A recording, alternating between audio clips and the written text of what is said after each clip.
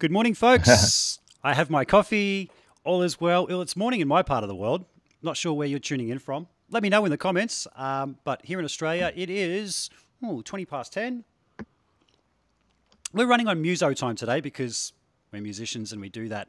It works for Axl Rose. We should have put this off by a couple of hours and really keep you guys waiting. But it's Chit Chats with Git Cats number 36.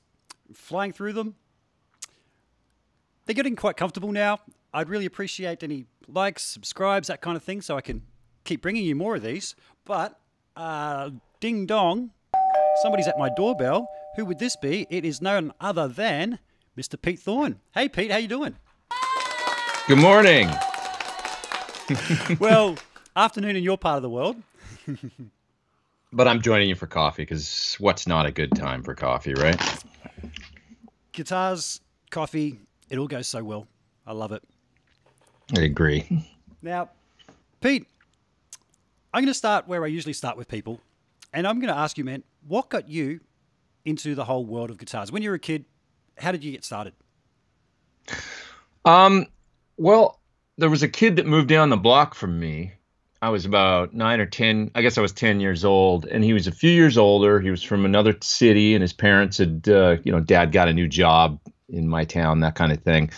And so he had this huge record collection, and he was kind of like almost like savant kind of guy or something. Like he played piano, he played guitar, and he listened to, we're talking about a kid that was probably 13, 14 years old, and he was into like Zappa and the Beach Boys and Van Morrison and the Who and Frank Zappa and like all kinds of really cool music. And so I was like enamored with this kid. I didn't have like an older brother or anything like that, and it was real. And he kind of took me under his wing a little bit and was like, all right, like, I'm going to teach you how to listen to music sort of thing. And so he would stick the headphones on me and hand me the album jacket and put an LP on and say, just listen to this, So, and I was like 10. He was nice to me, and it was like, it was really him that opened the whole world of music up to me. I was playing violin before that a little bit, and somehow I'd gotten an interest in violin, and it was more like fiddle, really. Like I guess I maybe heard some like Irish jigs or something like that, and on the radio or something. I was like, that's cool or something. I don't even remember why I wanted to play fiddle,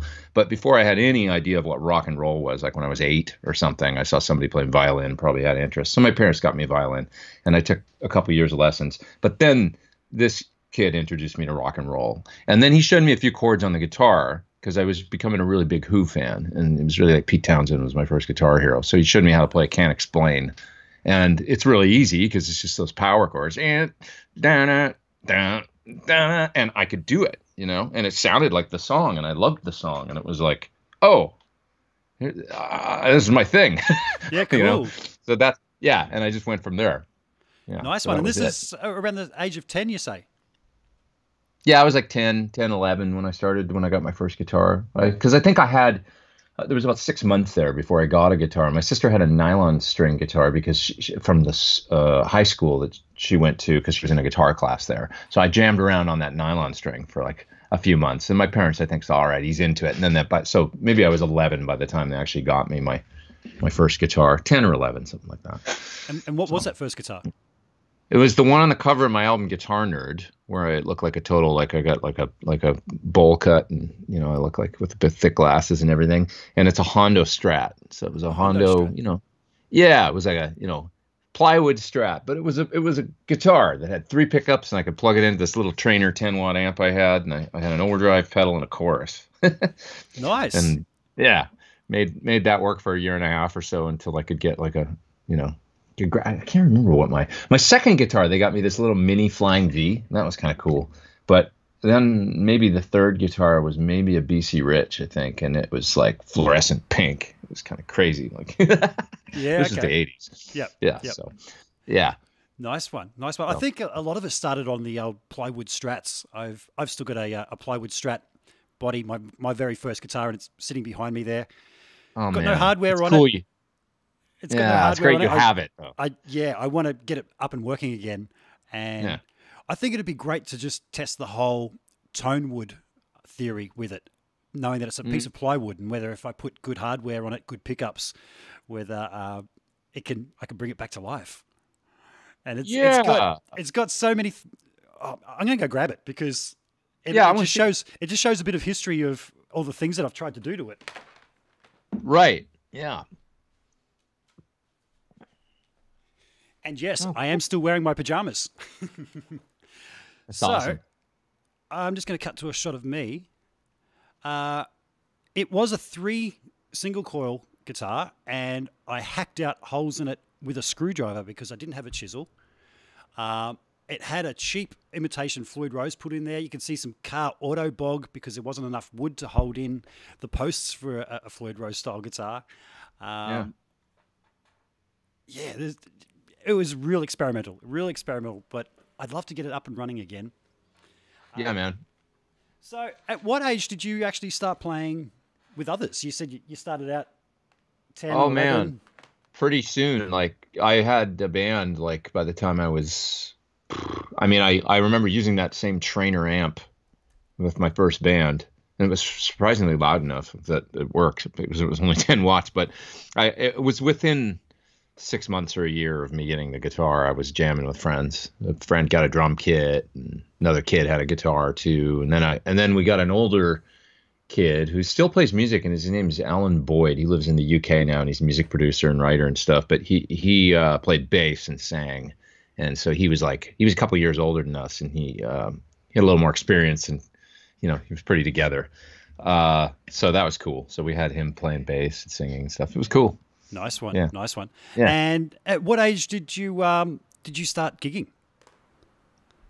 Like gigging. Well, I mean, I had actual gigs. Like I remember playing my junior high school in ninth grade, like doing like an actual like the high school dance, and we put together a couple sets and played rented a big PA and lights and everything.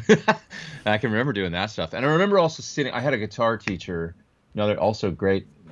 He's a terrific writer and producer, and his name's Bryan Hughes, jazz guitar player mainly. He would let me come sit in with his band. So I would learn a couple tunes, and then he would be playing this was Canada in the 80s, and it was like the drinking age was 18. I was probably 13, 14 at this point, and I was real tall, and they just never ID'd me going into these bars. So I would go in and play. Yeah, I always got in. I don't know how, but it was real lax. So I would go down, sit in, and play when I was like 14. So that was really special because it was taught me what it meant to walk up on stage and plug in and play with these guys. Were all in their probably 20s or 30s at the time or whatever, and and so that was kind of my. I never really had it was gigs like that. I always had a band, and we would do the local battle of the bands, or sitting in with my teacher, like I say, that kind of thing. But I never started on the touring circuit or anything like that. I all the way till I got to 19, and then I moved to LA and went to MI, and then after getting out of school was when I really probably started, I guess, getting cover gigs and stuff like that. Cool. Yeah. So you said you moved to LA at 19 to go to MI, did you? Yeah. Yeah. I graduated high school, stayed one more year. Because I graduated when I was 18, and then I turned 19. September of the following year is when I left. Yeah. And wow. Went to MI. That's right. And do you think that was a good move? Did you learn a lot there that you probably wouldn't have learned? Yeah. Yeah. Yeah, I did actually. It was great. I'm just texting somebody back because they're wondering what I'm doing, and I'm just going to say I'm doing a live stream. You're right, mate. You're right. Yeah. That often happens. There we go. Yeah, it was awesome. MI was interesting. I mean, okay, I decided I wanted to go to MI once again when I was 14. I knew that I wanted to go to that school. It just seemed like where it was all happening. You were seeing these guys like Paul Gilbert and Frank Gambale, or people like this that would go to the school and do classes, and teachers, or do open counseling there, or some guest instructors and stuff. So it was all this great stuff going on. In the catalog, I'd see pictures of Jeff Berlin and Eddie Van Halen jamming with him at MI and stuff. So I got to go to this place. So I decided to go to that school when I was 14, and I just set about that goal almost naive, that was my focus. So figured out a way to get student loan and a grant, and I made it happen. And I got down there, at 19, and what I learned there was a little bit of academics, but it was actually a lot of real world kind of stuff that I took away from it. Like, because like I say, I actually hadn't been in a gigging band or like a touring band or anything like that yet. That was still, I was just playing like occasional one-off shows and things like that in my hometown, but I didn't really, you know how it is, like you get out on a gig or on a tour and then you really learn all of a sudden. Mm-hmm. So some of the stuff I picked up in MI was really interesting. It wasn't so much the academics, but it was things like one of the most important things I remember learning. They had a thing called a LPW, or live performance workshops, which was like where they would say, learn such and such Led Zeppelin song, guitar, drums, bass, vocals.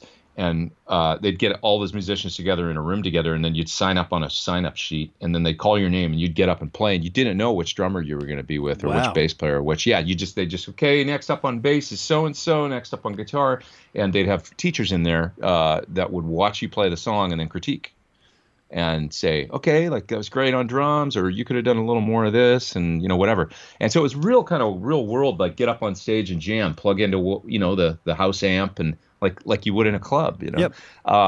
So I remember getting up one time and plugging. Well, I can remember like train wrecks. I can remember good ones. I can remember, and one in particular, I remember getting up on stage and plugging in and playing. And then the guitar instructor that week was a guy named Nick Nolan. He was also my private teacher, because you got a 1 hour or half hour private lesson every week with the private teacher while you were at MI, to help you keep on track with the curriculum and stuff and make sure you're doing good. I remember going in for my private lesson with Nick Nolan a couple days after the live performance workshop, where he had watched me play this song. And he said, I remember when I was going to school here, because he was a student before, and he said, I remember learning this song and really working hard on it, getting all the notes down, like all the phrases and everything. I had it dialed, and I got up and I played the song in a live performance workshop. He said, then a guy got up after me, and he kind of stumbled up on stage and plugged his guitar into the bass amp, and they were like, no, dummy, over here, the guitar amp's over here. Oh, and then he played, but he rocked out so hard. And he said that he played probably 70% or 75% as accurate as I did the song, but he had so much heart and just attitude. And he said afterwards, everybody was like, yeah, like just the audience and everything, whatever, the kids in there that were watching, the other musicians and stuff.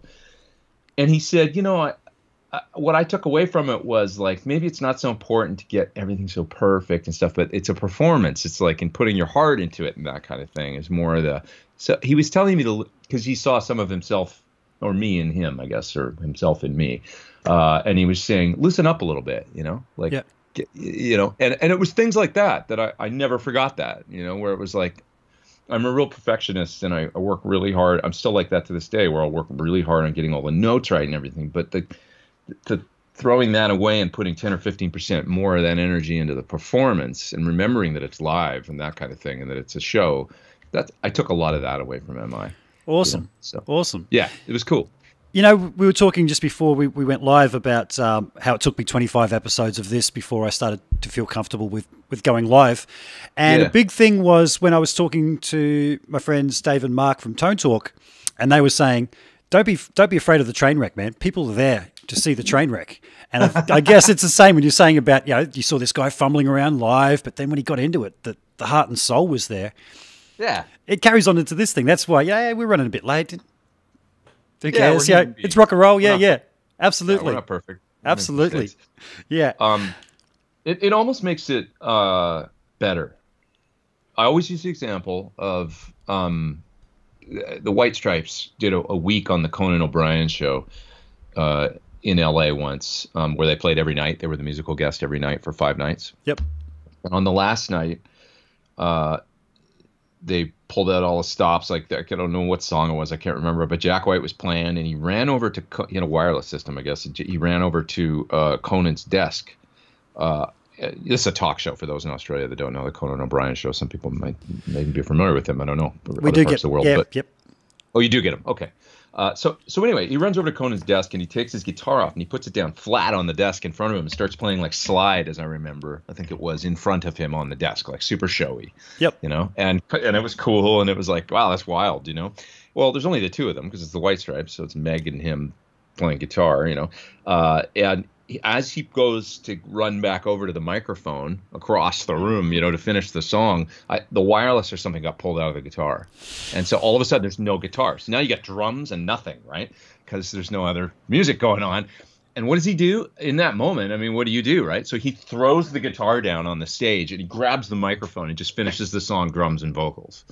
Awesome. And it's like better that it was that way. Yeah. It was better than had it just been perfect, you know. Yeah. And I always remember that. And his attitude, he's like my on-stage spirit animal now. If I'm ever on stage and I'm nervous or the sound's not right or whatever, I always think I learned a lot. I always reference this if anybody watches me, but in the movie It Might Get Loud, I had with Jack White and The Edge and Jimmy Page, I gained a whole new appreciation for Jack White.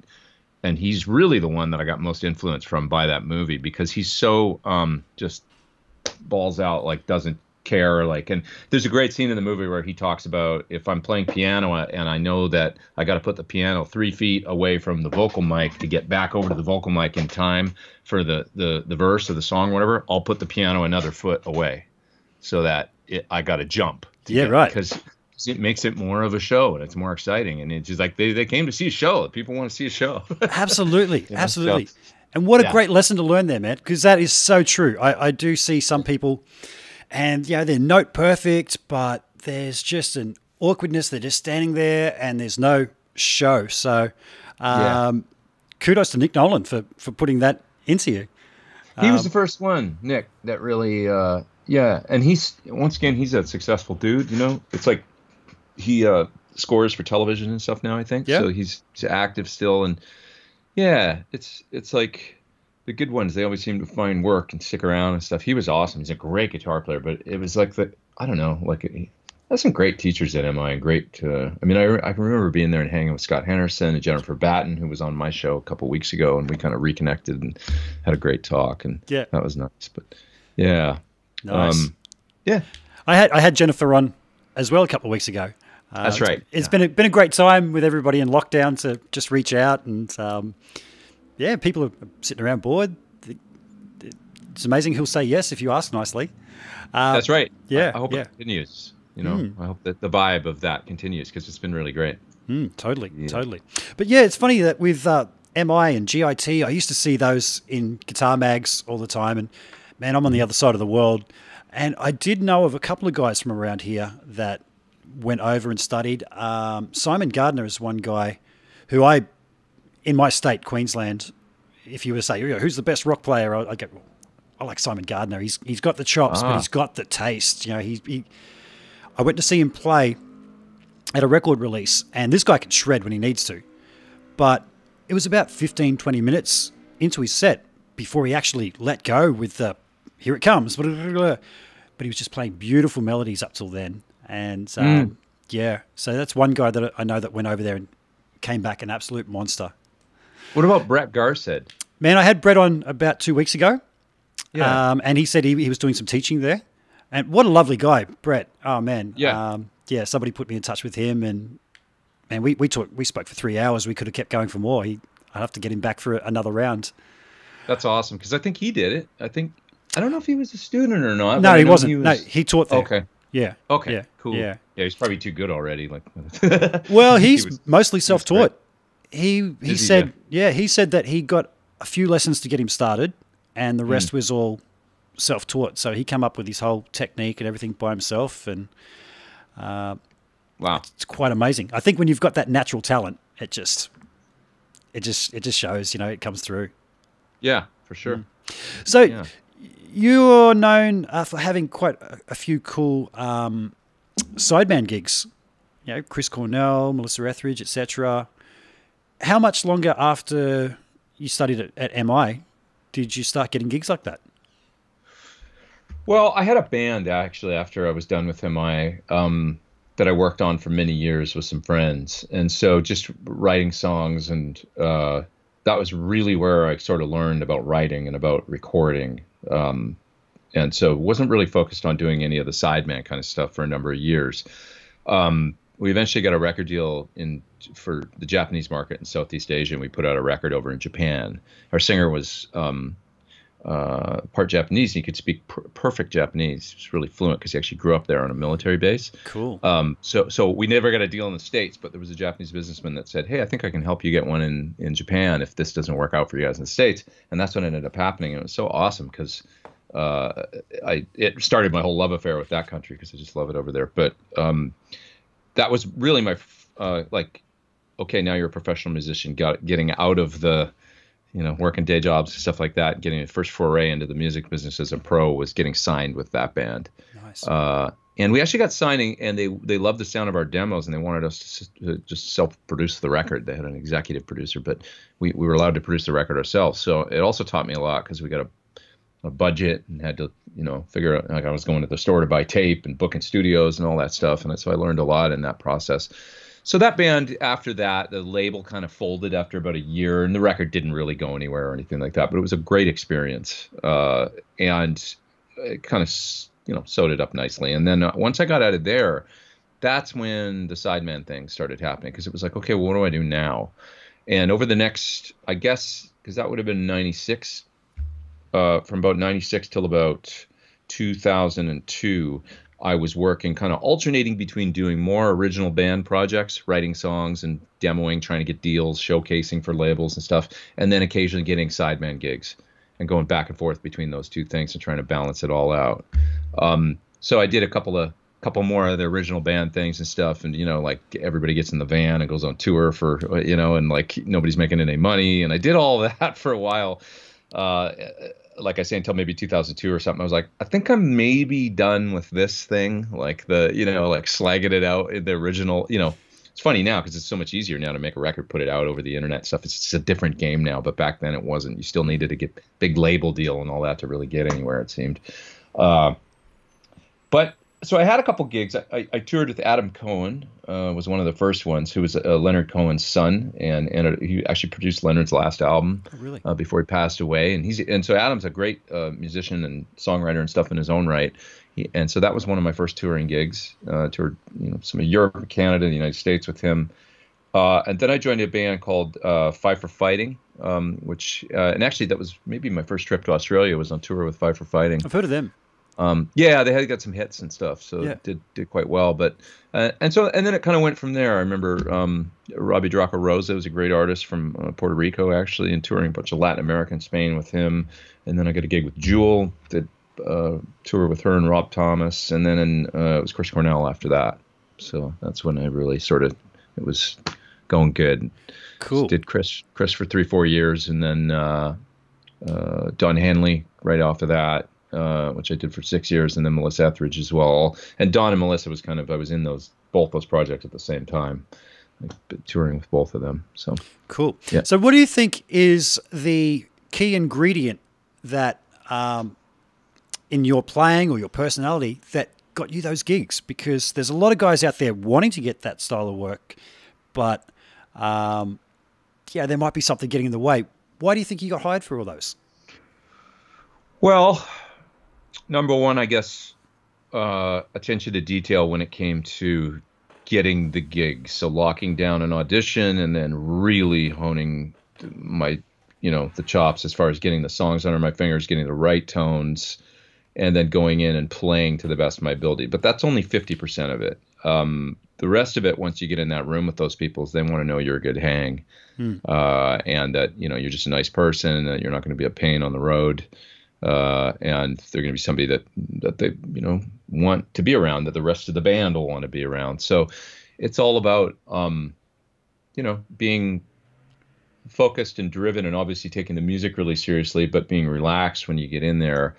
And they also want to know that if the stage is falling down around you, that you'll be standing there rocking, Yep. with your arm in the air, and that, and so there's a way to kind of, I guess, you just project a confidence, or, it's not about being aloof, but it's like this combination of taking things seriously and then also just going with the flow, and showing that you're not phased or something. And if you can put all that together in an audition, because you only get like one chance to make a first impression, maybe you get a call back, or maybe they hire you on the spot. But more often than not, it's generally like a callback or something. They'll check you out again, maybe throw a couple curveballs at you musically, and if you can pass the test, then you get the gig. Cool. And it helps to have a referral from friends and stuff too, which is why networking is so important, and being a good person, because if like for instance with Melissa Etheridge, I know John Shanks, who's a great guitar player, Bon Jovi producer, as well as Melissa's producer.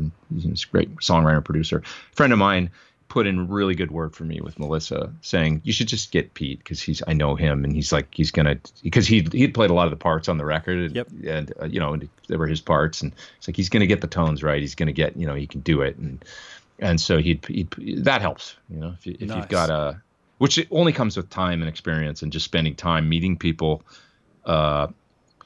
It's really not unlike any other job where a referral goes a long way and can make or break or mean the difference between getting the gig or not, I think. So it just takes time to build those relationships. Absolutely. Relationships are really important. Yeah. And just that networking thing, like you said, and a referral. Man, you hit the nail on the head the last couple of minutes of what you said there. A lot of people, I think, could learn a lot from that. Thank you. Yeah. Was there any auditions that you went for that you didn't get, that you were like, damn, I really wanted that one? Yeah. To be honest, so I'm not I don't really do sports, and I'm not a very competitive person, but I want the gig if I go for the audition. Yeah. I generally speaking, I don't know what it is. It's the one aspect of my life where I'm rather competitive, I guess, or something. And it's like if I go in there, I don't know, maybe it's that I start to buy into the fantasy of what playing with a certain artist might be like. And I start to take it really, really, really seriously. So the one that didn't work out was 9 Inch Nails. Oh man. And what's most of the gig, I'm not saying this to toot my own horn, it's just actually a fact. Most of the gigs that I've ever gone out and auditioned for, I've gotten. Yeah. About 90%, something like that, of the gigs that I went out on an audition for actually got the gig. 9 Inch Nails was the elusive one, and I was very, very, very close to the point where I was actually in the room jamming with the band, and like going to rehearsals and stuff like that, and it looked like it was maybe going to happen. It felt like, something happened where it's a long story. It's a really long story. I won't tell the whole story, but at the end of it, I had a tour with another artist, and they had a problem with that because they wanted to start rehearsing, so there was a scheduling conflict. And they said to me, look, we've actively stopped looking for a guitar player.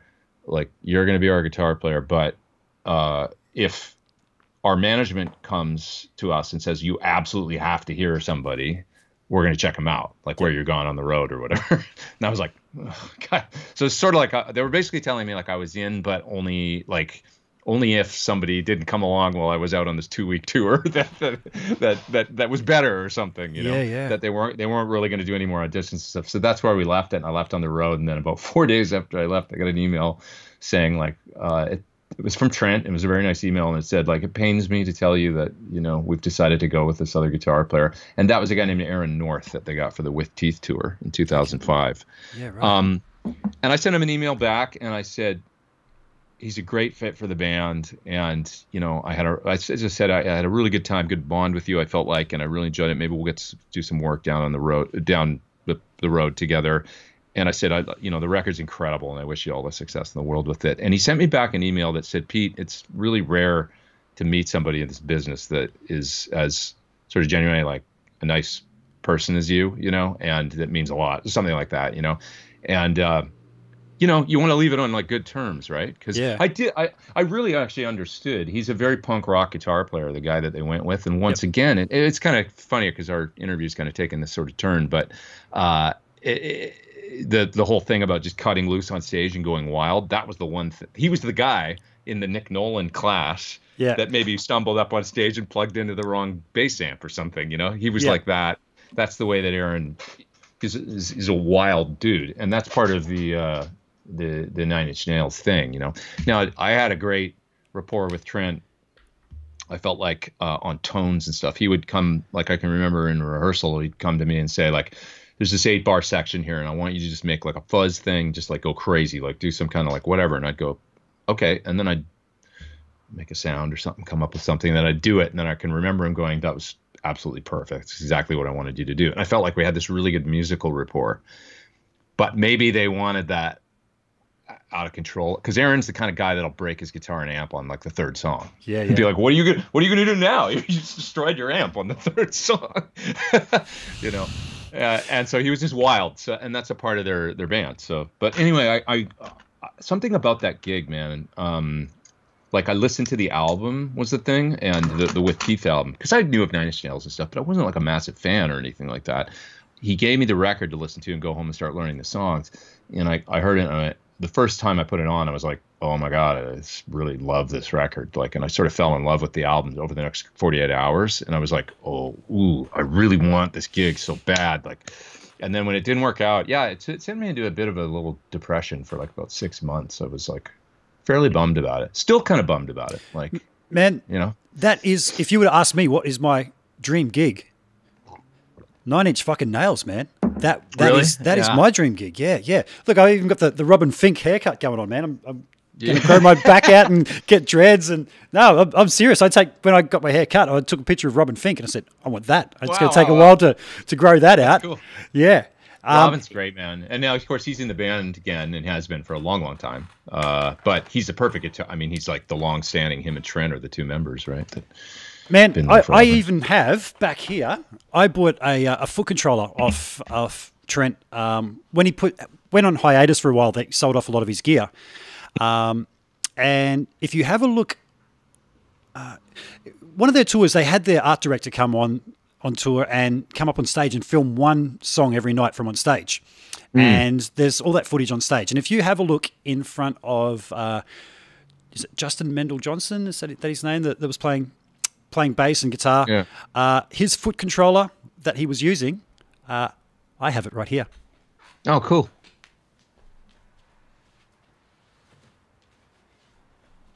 Oh, yeah. Yes, cool. I'm wearing my pajamas. Man. That's awesome. Is it a Rocktron, right? Those are it good. is. I remember. It's still got their markings on it. I didn't dare take off like all the different. Yeah. But when you have a look on stage, he had a Line 6 M13 beside it, which made it look twice as big. But that's all the original glow tape and markings and everything. I'm such sweet. a fan. I just had to have that. So that's cool, man. Everybody just saw that I'm still wearing my pajama pants.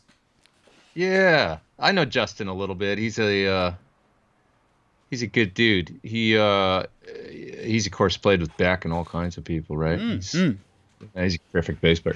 And a producer, of course. He's done so much stuff. He lives not far from here, actually. Oh, cool.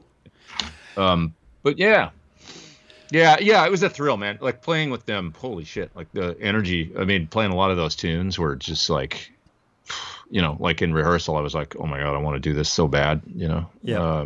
So yeah, it was cool, man. I mean, playing beside Trent Reznor, I don't know, it was just.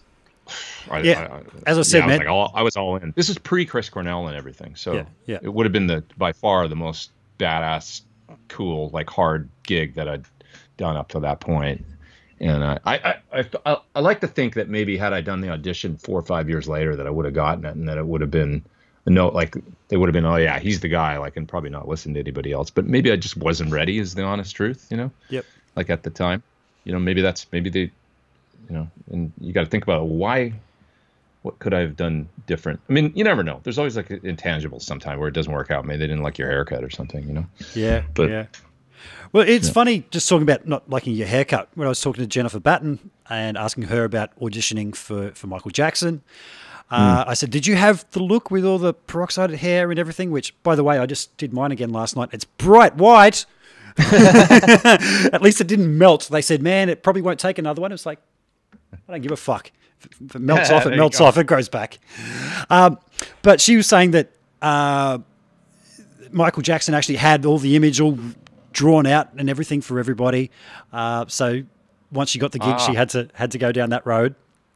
That's cool. But so I was talking to a friend the other day, my mate Mikey, and he was saying, man, I saw the Chris Cornell and Linkin Park tour over in Australia here. Oh, cool. And he said, oh, man, Pete Thorn, man, he nailed all those parts, you know. How did you get the gig with Chris? How did you get the gig with Chris? Well, it was So both those auditions, Nine Inch Nails, and a few years later, Chris and many other people were due to a guy here in LA that kind of finds musicians for bands, and he calls you and says, "Hey, would you be interested in auditioning for so and so?" And he's been a really wonderful guy to me in my career, and just kind of a bit of a musician headhunter kind of guy, I guess. But that's what he does, is he pairs musicians with bands, and so that was a really important connection for me to make. And so anyway, I got an email from him one night at about 12:30. It said, if you want to audition for Chris Cornell, you got to be at this rehearsal studio in the Valley tomorrow at such and such a time at noon. And I was like, that's 11 and a half hours from now by the time I got the email, and I had to learn 5 tunes. And so I was actually in the studio. I was working with Courtney Love, and I was in the studio that night. It was late. I didn't get out of there till 1, another half an hour or something. And I went straight home and set up a little rig and started learning tunes. And I remember I had to learn like a stone, so I programmed the whammy and all that, got that all going, and tremolo, and just tried to get the tones together. And I went to bed. It's 3 hours I slept, set my alarm, woke up, got out of bed, started working, and worked another couple hours on the tunes, and then went to the audition. And then it was a call audition and then a callback the following day. Then about a week went by, I went back and did one more callback, and that's when they hired us. So cool. Yeah. Now, when you are auditioning for something, do you tend to spend weeks leading up learning stuff, or do you find it better if you cram it in beforehand and it's all still fresh in your mind? I'll generally speaking, if I have weeks, I'll get into it pretty quick. I mean, as comfortable as you can get. Like, there is no over preparation, I don't think, when it comes to an audition. Comfortable as I can get, I'll try and get on the material. To the point where, like for the Nails thing, I was learning alternate versions of songs, like live or different. So when I went into the audition, so pre going in and playing with them and all that, there was a couple video auditions where it was like just me on a stage with like lights and like and nothing else, and like tracks playing through the PA. Cool. And I had my computer there to play the tracks, and then like you could like the first one, just the bass player and drummer were there, and then the next one I got to do, Trent was there. But so like scary as shit, because he's like sitting off in the distance. I can't really see him because of the lights, and I'm like playing guitar by myself. So you want to be like prepared. But what I did was I learned, like I said, so I learned, he'd say, okay, this song, like whichever song, Piggy or something, whichever tune it was, and I'd be like, okay, do you want me to play the album version, or do you want me to learn the live version that you did on the last tour? Like, since that's the most recent, I could play to either one. And sometimes it'd be a different arrangement. And he'd be like, oh, wow. And you learned all those different, I was trying to like really, what you want to do is like go in and show that you take the music really seriously, and that kind of thing. So if the more prepared you could be, the tones, it shows that you've got good work ethic. Nothing else, just mainly it's like there's a work ethic thing that it really, so awesome. If you could, so I believe in being as prepared as possible. That when I auditioned for Don Henley for the first time I auditioned for Don Henley was in 2000. I didn't get the gig then. I went back 9 years later in 2009 and got the gig. But when I did the first audition, I can remember having the songs for 3 or 4 weeks ahead of time, and I practiced it was like every day I just put on the set and play. Like once I learned the tunes, so that I could be so comfortable by the time I went in. Yeah. Nice one. Now, apart from the sideman thing, the other thing that people know you for is the godfather of the YouTube gear demo. The Godfather. The Godfather. Man, I read somewhere that you were, if not the first guy, one of the first guys doing it, right? I think so. Yeah. Yeah. I don't think there was well, okay. I gave credit. I spoke with Steve Vai a while ago on my channel, and I gave credit to him for the first gear demo because he in 84 in Guitar Player magazine, there was this like flexi disc, like a little LP that you could or like that you put on a record player, and you tear it out, plastic record, tear it out of the magazine, and it had the song Blue Powder on it, and it was a demo of the Carvin X100B amp, where he used that amp to record all. And it's one of my favorite songs by him, actually. I've always loved it. But I was like, I'd never been familiar with the Carvin amp sound, and I didn't really know, but it sure sounded good on that demonstration. And I thought, that's the first gear demo. So I remember speaking to him a couple months ago saying, "Hey, I think you did the very first gear demo." Cool, cool. But, Well, mate, you yeah. keep telling me about how you got in that, because I'm going to have a quick little break and I'll come right back in 30 seconds. But yeah, I'm interested to know how you actually started doing it yourself. Okay, so if I talk now, you'll be able to hear me I can while still you're hear you, gone. man. I can still hear you. Yeah, I'll leave in Okay. 30 seconds. Okay, I'll tell the story. So, so basically, in about 2006 is when I started a YouTube channel, and I would just do guitar lessons. And what I didn't know what to do with the YouTube channel, I would do a couple simple guitar lessons and things. And in 2007, the guys at Sir Amplifiers put out a new amp called, it was the very first Sir branded amplifier, because they were making the custom audio amplifiers before that was like a collaboration between Bradshaw and John Sir, but they hadn't put out an amplifier with the Sir name yet. So the Badger was the first one that came out, 2007. I was really interested in it, and they gave me a nice price on one, an artist price. I got one of the very first ones. And I thought, what can I do to kind of thank them for, because I was just very new to the folks at the company, didn't really know them that well yet. I thought, what can I do to kind of thank them for getting me a good deal on this amp and everything?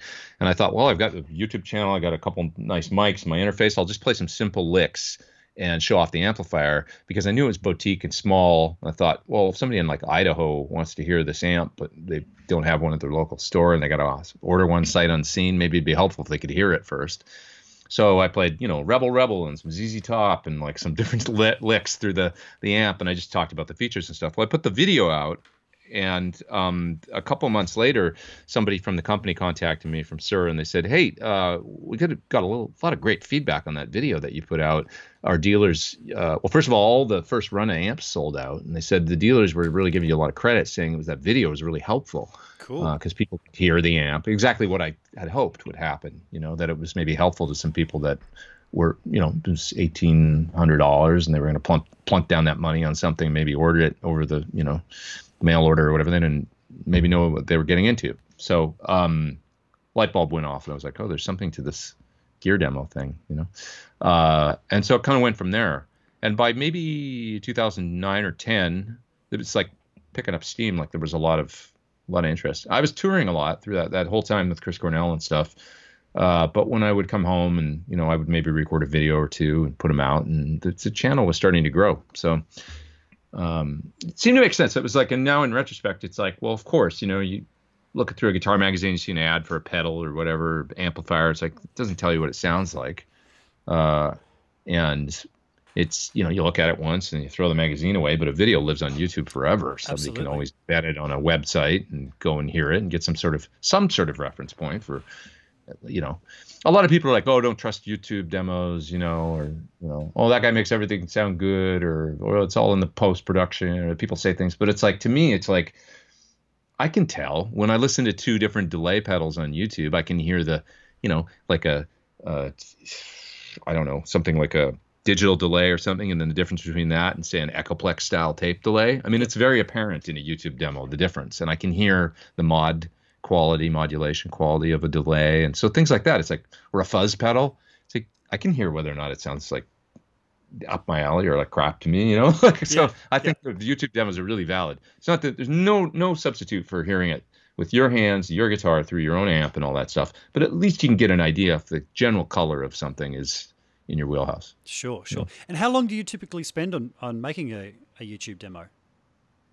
Well, it's anywhere from a day to sometimes as long as 4 or 5 days, depending on if it's a complicated device, like something like the Axe-Fx or a modeler that requires a lot of, you got to get in there. I mean, you might spend just a day or two with the learning curve, figuring out how to operates. So it depends on the device. I've got. If you take a look at, like, here's a couple different, let me see here. I'm going to let's look at these two pedals. Here's the Timmy and the little Timmy, and then the number 5 drive for Simvertech. And you look at just the difference between those two pedals with all the different, this one's got like all these switches and stuff and like crazy, full 3, it's like an amp really. And they pack so much in there, or this one. So, this one I can do in, it's, I'm going to record 3 guitar parts with this, dial in a few sounds, maybe show it with an amp with a little bit of gain, show it with a crystal clean amp, and you're done. You get the picture. You know, with this one, there's a bit more involved.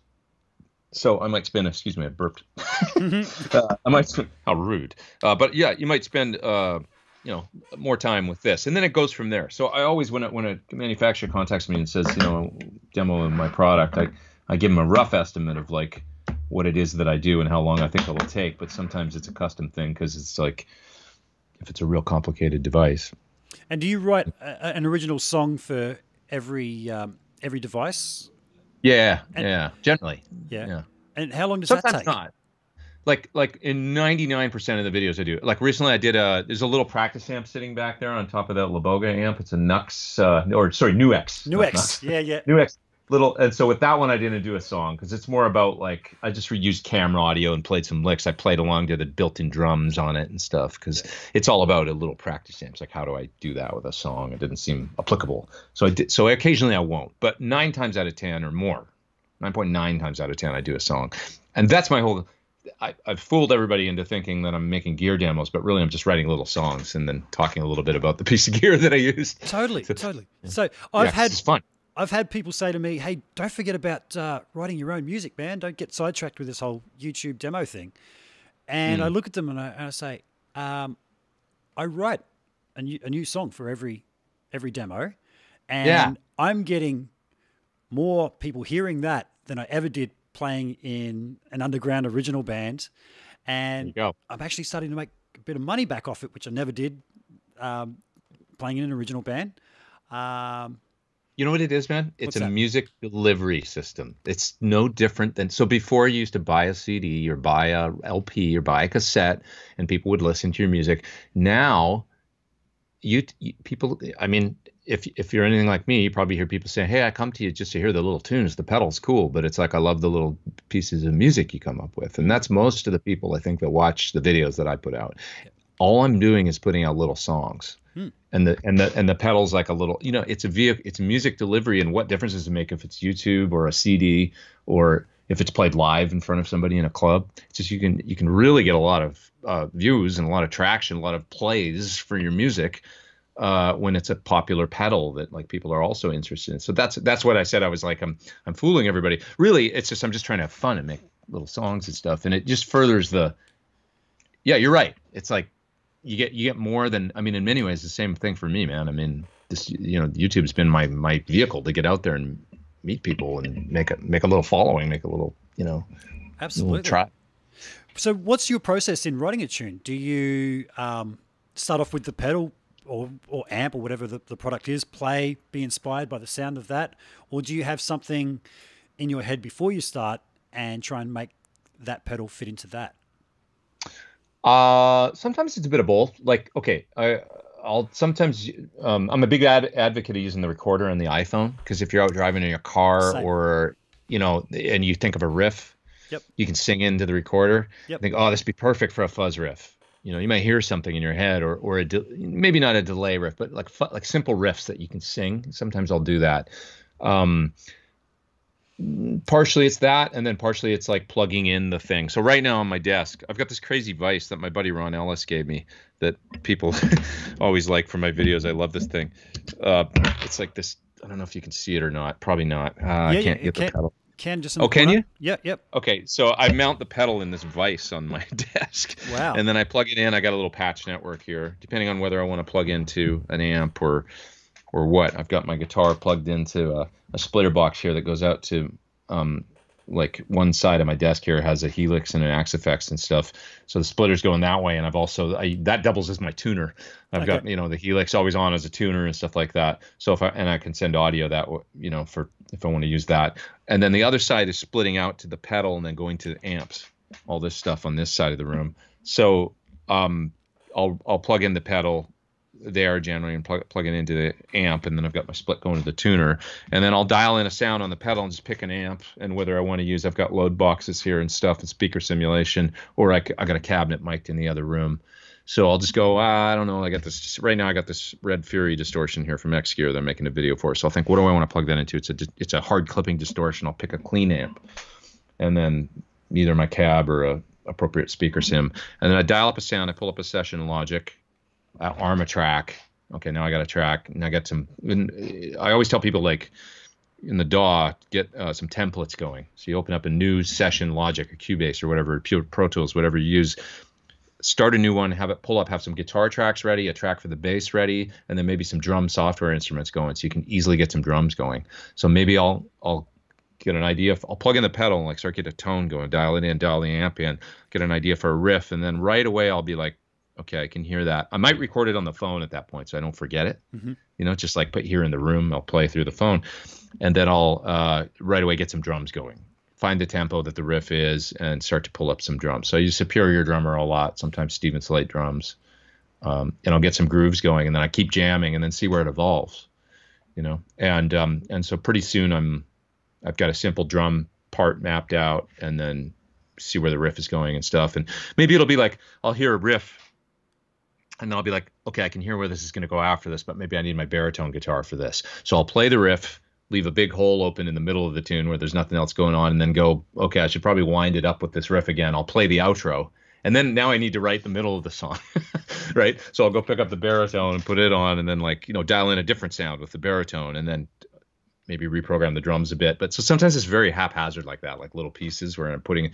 Lately, what I've been doing, like I just put out a video this morning for a phaser, Seymour Duncan phaser, and I've been doing this thing where it's like different, like it doesn't even need to be a cohesive piece of music. I'll segue from like a bluesy thing into like a metal thing into like a total pop thing. Cool. And people seem to like that. Yeah. Where it's just like different, you know, and I'll try and make it kind of seamless so that it goes through the different, you know, and you might get 2 minutes, but it's like 3 weird little pieces of music all put together. Yep. And that's been fun, because it's not you know, the most fun thing about it is it's not a traditional song. So it's like you can do whatever you want. It's just like, just show the pedal off, and it's almost like a new way to make music. And it doesn't have to be like, there's no rule. I don't know. It's fun.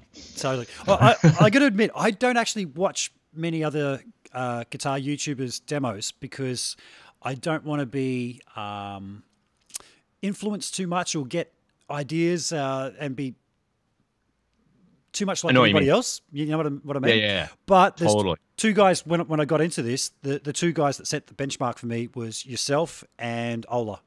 And Ola, yeah, I love Ola. Yeah. So you were the 2 guys that I went, okay, that's how you do it. And ever since then, I see other guys, and you guys set the benchmark.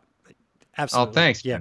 He's great, man. I met him at NAMM, and we ran into one another. We're like, you know, like where we see each other and stuff. And I was like, dude, I love yours. And he was really nice. He was so cool. I was really excited to meet him. He's very nice, and he's really talented, and he's got a great, I mean, I don't know, just his flow for it is really cool. Like, and I love his Ola testing shit. You know, today's shit. It's great. He's just got a great, you know, personality. The thing is, so I went back and watched. What I like to do with some guys is look at their oldest videos first, just to see where they came from. And he's since taken them down, I think. But his first year or two, you didn't see him, and it just sounded like he was cupping the mic. I'm just talking like this. It's like, wow, really? How did you become so comfortable and everything on camera when he started to and it's since been taken down. I've seen quite a few guys like that. I was a big fan of Pensado's Place, you know, Dave Pensado show. They've taken down their first 30 episodes because I liked it. We said everyone likes a train wreck. Yeah. Dave would be halfway into talking about things and just, Herb, what was I talking about? And now they're just so pro at it, and they've got all the segments and everything. How long did it take you to get comfortable with actually talking on camera? Because it's one thing to play, but then to actually sit there and talk to the camera. Did that take you a while? Well, what I realized was the more yourself you are and the more animated you are, the better it is. And the more that, and so it's kind of like you could take off the brakes and it helps. It's like, I mean, within reason, I'm really comfortable with it now, to the point where it's almost like, I don't know, like it's almost weird, like doing the Sunday live stream and stuff. I love it. Like I just hey, what's going on, everybody? Oh, what are you doing? And then I'll just I don't know, you just act like yourself. And once you realize you can do that, and you don't have to be like, hi, this is Pete Thorn, and I'm here today to, and nobody wants to see that, you know? Yep. And so I've always tried to tell other people, my friends, to get into it and stuff like, dude, you're a funny guy, like be yourself, like just be animated and it'll be better. Like people will watch. It took a little while for sure, but you through doing just end up like, developing your, I can remember going to NAMM, and I think it was somebody at the, my friend that was working at the Neve booth asked me to talk about a DI. They had a guitar DI. So I was like, it was like 2015 or something. So I was like, okay, so it does this and this, and what else does it do? Okay. Okay, I think I got it. And then they, okay, you ready? And I'm like, ready. Are you on? And they're like, yep. And I'm like, hey, it's Pete Thorn, and we're at NAMM 2015, and I'm here today to talk about this great new Neve DI. And I went into that whole thing, Yep. and he was just like, he was like, how did you do that? And I'm like, I don't know. That's just what you do. You've got, you be a little louder, a little more animated, and just be comfortable. And that's what people like to see. So, yeah. I've got to say, when I go back and have a look at my early ones, I'm so stiff and mechanical, and so obvious that I'm reading it off a board just behind the camera, and it pains me to watch those. And I think just through doing this, actually, I haven't done many product demos of late because just with the current situation, trying to get gear sent around the place, especially to Australia from the other side of the world. So I haven't done that much, but I think I'm going to go into them a lot less scripted these days and just be myself. It's terrific. And an interesting thing like about Instagram is that the lower the production value is. if you do shoot a video for Instagram, you do it like up and down, so it's a big full screen, and you just put the camera up, and then you just play, like come up with a riff or whatever, and then you just play and put that up. Those are the ones that get 100,000 views on Instagram. And then if I put up a whole completed song or whatever, and it's like my full YouTube kind of production thing, they'll kind of hover around 10,000 or 12 or 15 maybe tops, So but the biggest videos I've ever done on there are like the ones where it's just like, oh, this riff's cool or whatever, and then I just throw the camera on and just and so like within 60 seconds of me coming up with it, it's up on Instagram, and so it's like, the kind of the honesty of I'm not saying that definitely works on YouTube, but for Instagram it does at least. But it does make me think about the YouTube videos, like the more, I don't know, like the homebrew aspect, as long as it sounds good and you're playing something cool, that you don't want it to be a friggin' commercial, It's like they're not supposed to be. It's this fine line between like we're not out there like making a car commercial or something. We're showing off something in a musical way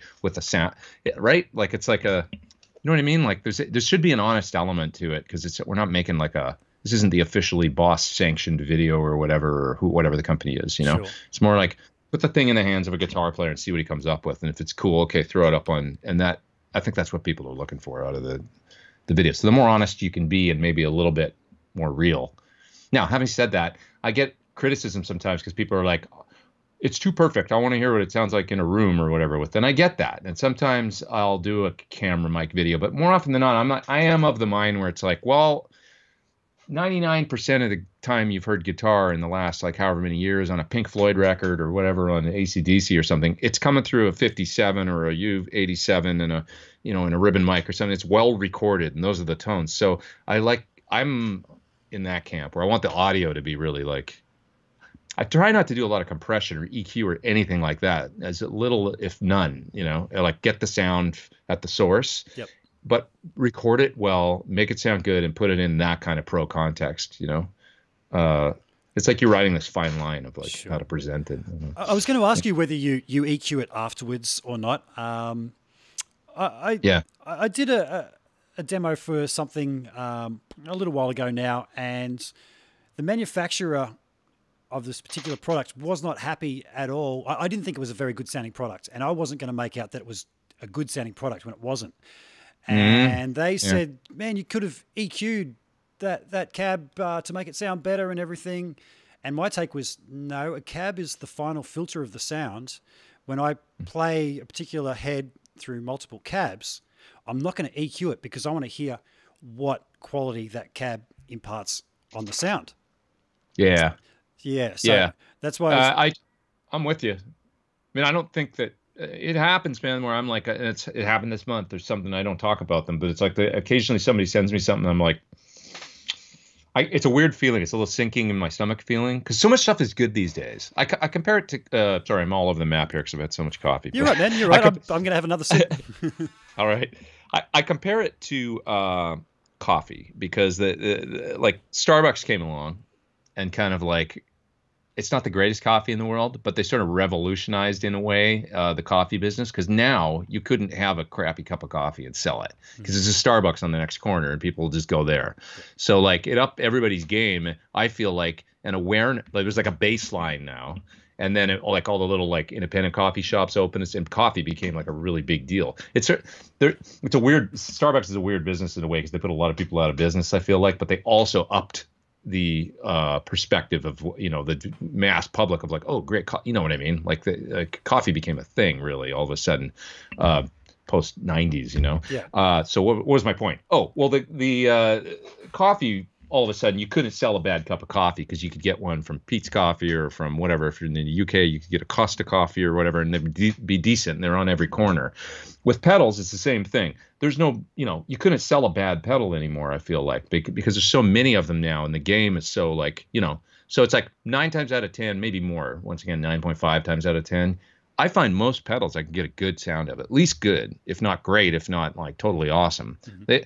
You know, the standards are super high compared to maybe, you know, for all guitar gear, right? Like compared to what it was when I started, like my Hondo Strat or whatever, you know, that nobody's playing plywood guitars anymore. I mean, they're playing those, you know, even the classic player series from Fender or something. I think it was made in China, like really pretty good guitars, you know, like, so from pedals to amps to guitars, I feel like the gear is we live in this golden age of guitar gear. So I don't have to turn down products a lot because everything friggin' sounds good these days. But occasionally I get something where I'm like, I can't seem to get this thing to do. It doesn't mean it's bad. It just means it's not for me. Like I can't get a sound out of it. So occasionally I got to set, and it's a sinking feeling in my stomach where I'm like, and it happens all at once. I'm sitting here turning the knobs, trying a couple different amps with the pedal or whatever the thing is, trying. I'm like, it's just not good to me. It's just not ready. And then, and then I'll write that email and say like, hey, I'm really sorry. I don't think I can do this one, you know, because I don't want to. I never, ever want to do something and go, hey, here's this thing. Isn't it great? And in my head, I'm like, I'm a shill right now. You know, no. If it's coming from me, it's like, check out this tone. Like I actually got this really cool tone for this part and I want it to be genuine. Yep. It's like, it has to be, or else I blow my whole credibility out of the water. So there are guys out there that have built up their following by absolutely trashing particular products.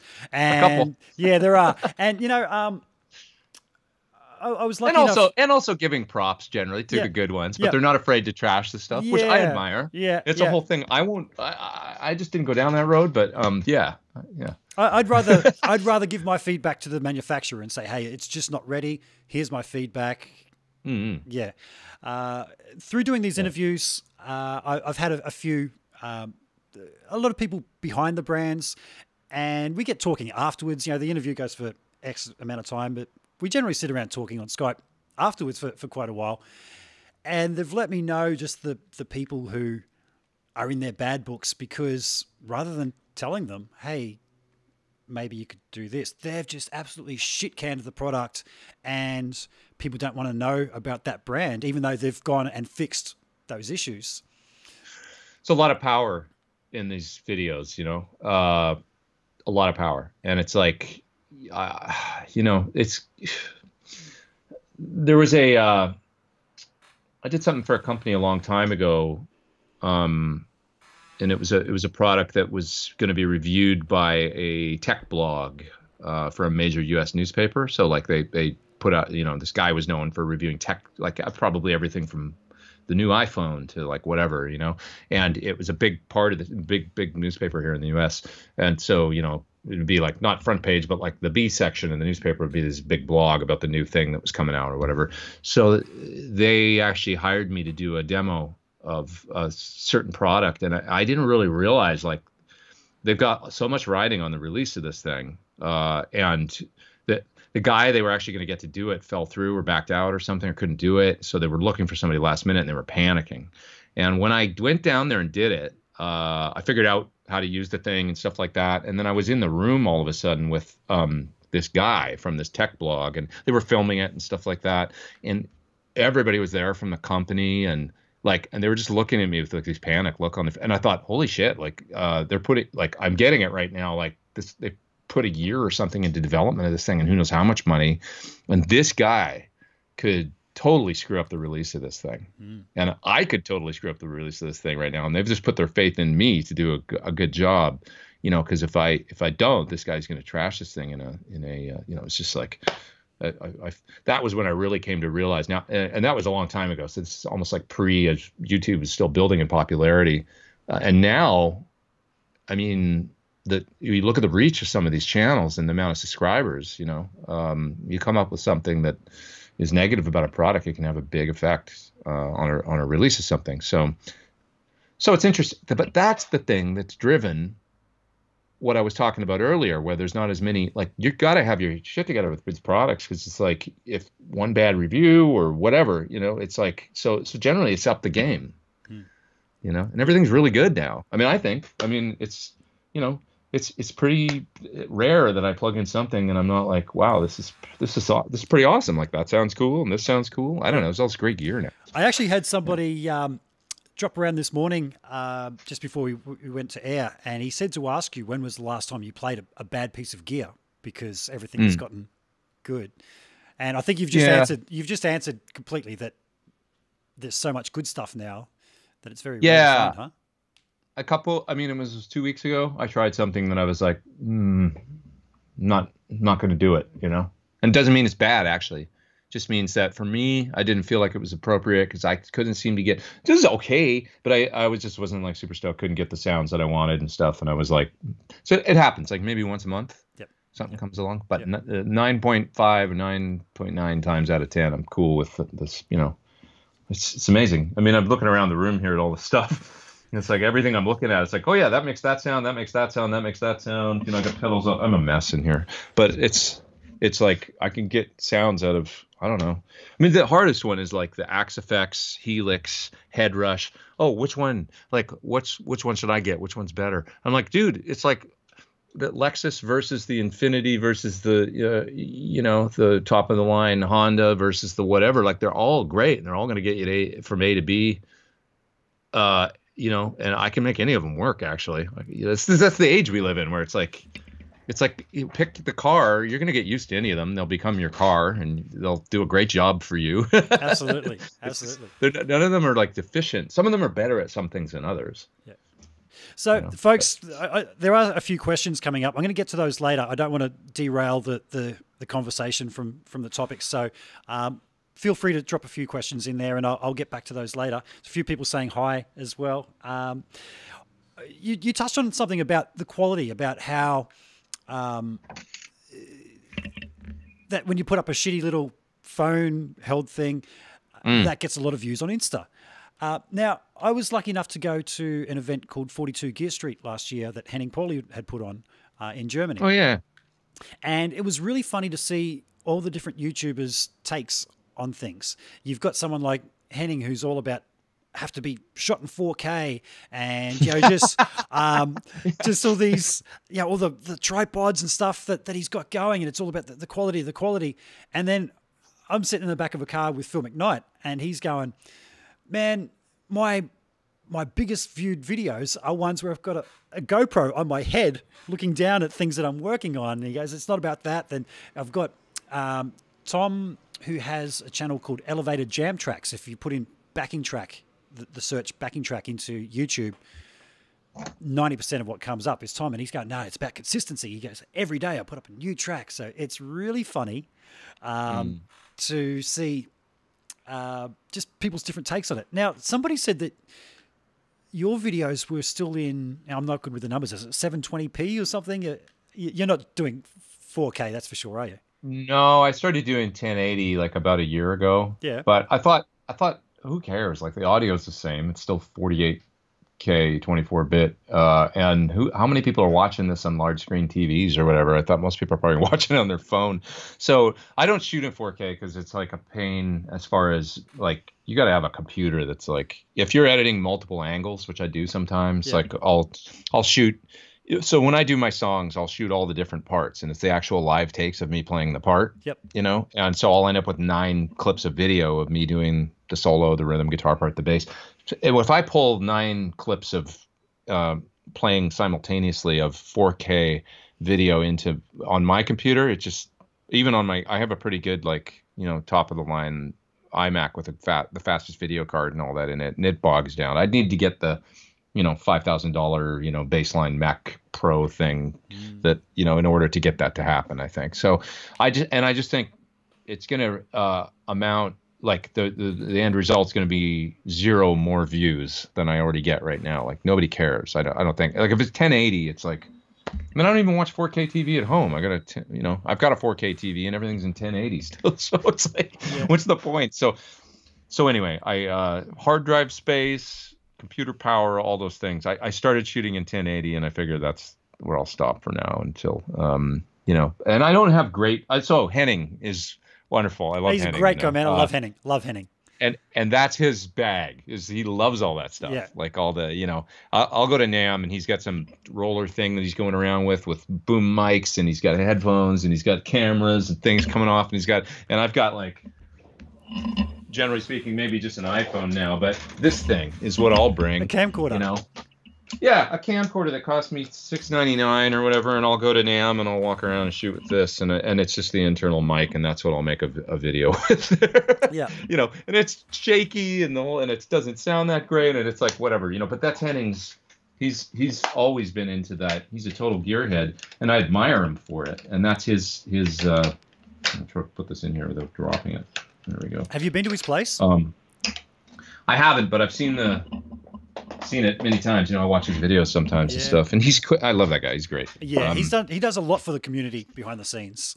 I'm not sure if people realize that, but I love Henning. And he started GitCon too, and I went to that the first year. Yep. So, and then they divorced and went their separate ways and stuff. But so we worked a little bit together at the first time that happened. That was a lot of fun in Germany. And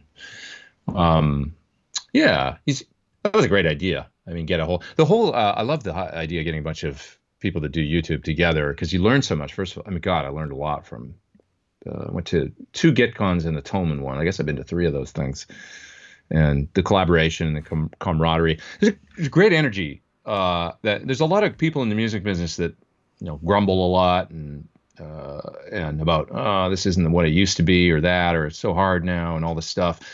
That is not what happens at those events. It's like a lot of people that are like stoked and they got their thing figured out and they got their own path and they're like, oh yeah, see, I do this and this and I make these kinds of videos and somebody else is like, and it's very infectious energy at those things with like it's like a young kind of like, even if the person's not actually young, there's like a fun energy there where it's like, there's like people are excited about because it's still kind of the Wild West and figuring out how to, absolutely. Well, you mentioned networking earlier in terms of getting gigs.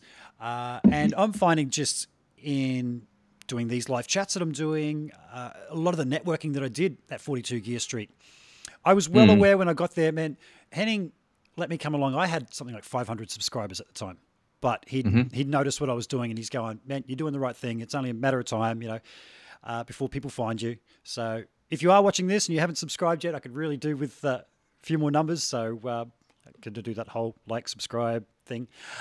Definitely. Yeah. Hit the like button. Give them a subscribe. Come on now. I hate having to do all that. It feels like you're standing at the front of a shop saying, "Hey, come on in, $2." But I was well aware that I was a total noob there. There was guys with 300,000 subscribers, and I didn't want to muscle in on those guys' videos. So I spent a lot of time chilling in the backyard with manufacturers and just getting to know all those guys, which is why a lot of people are saying, man, how are you getting these guys on? And it's like, man, I spent time getting to know them, letting them get to know me. And there's definitely a good guys club out there, huh? amongst these guys. A lot of people think, oh, this amp manufacturer wouldn't get along with these guys because they're in competition. No, they all respect each other. They know that guy's a good guy. And yeah, there's also a lot of like, people moving between companies, and I mean, a lot of my friends have worked for multiple different, they'll move from this company to that company, and they all respect one another. And even builders that have like, John Surr, for instance, he's great friends with Tom Anderson. He's great friends with Sterling Ball. These guys all hang and talk about, but John and Sterling are, both really into barbecue, and they both talked about, John's gone vegan since then, but I mean, they both talked about, to make a great brisket and stuff like that. I know that they hang and connect on that. They're buddies, and bounce stuff off one another. So yeah, no, it's a good thing. There's a healthy competition there, and then also like camaraderie where they help each other out, I think. Totally. So, yeah. Now, whereabouts is your studio these days, man? Because you moved recently, didn't you? Yeah, I'm in the Valley. I used to, I think I just said like, yeah, I'm in the Valley. Yeah. Oh yeah. No, yeah, I'm in the Valley in LA. Yeah, I was in Santa Monica. I guess when I started doing these videos, like the very early stuff, I was in Studio City in just my little house. But then I moved to Santa Monica, did it in a little sort of apartment / townhouse thing for a while, and then I had built my own studio space out there in a commercial space. So I had that for about 3 years, and then I moved out here. I was in a little room, and then I built this room. So yeah, it's just like it's been, I guess, about 1.5 years I've been in here. Okay. Time flies, but yeah. So I built out a space a little bit, and I've got a separate room where I've got a cabinet in there and tie lines through there and stuff. And I'm running out of space, as I always seem to. It's like, but it's cool here. It's like good vibe. Yep. I remember watching an episode of Tone Talk once, and you were on there. I'm trying to think which episode it was. I don't think you were the main guest, but you happened to be on there. And somebody got up to take a break, and they walked out, and you stuck your head in the background of Dave Friedman's room, or he stuck his head in the back of yours, and was like, "Oh, you guys are at the same joint." Well, we're very close. Yeah. Is that where you are now? Not exactly. No. Okay. Yeah, cool. Because that was a classic moment. Seeing that. Well, I hang with Dave all the time, and I'm at his shop a lot and stuff. So it's just it's interesting because he is very close, and it's like it's a good thing because if I got a problem, I can like run over and be like, Dave, I need some help with my pedal board or whatever. He's awesome. I love Dave. He's done my rig since 95 or something. Yeah. 96 maybe. Yep. Yeah. Pedal boards. Rack Systems. That's when he had the company Rack Systems as opposed to the Friedman Amp Company.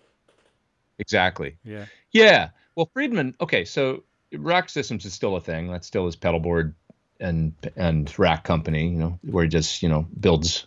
And then of course he still does mods and stuff like that, and that's still technically Rack Systems. But Friedman started really around 2008 or 2009. He started building a couple amps because he'd build amps, like he'd built the Naked amp for Billy Howardell from Perfect Circle. Mm-hmm. So he'd made a few amps, but he built a couple of these amps and he called them Marshas instead of Marshall. Yes. Yeah. So I had the second Marsha ever made.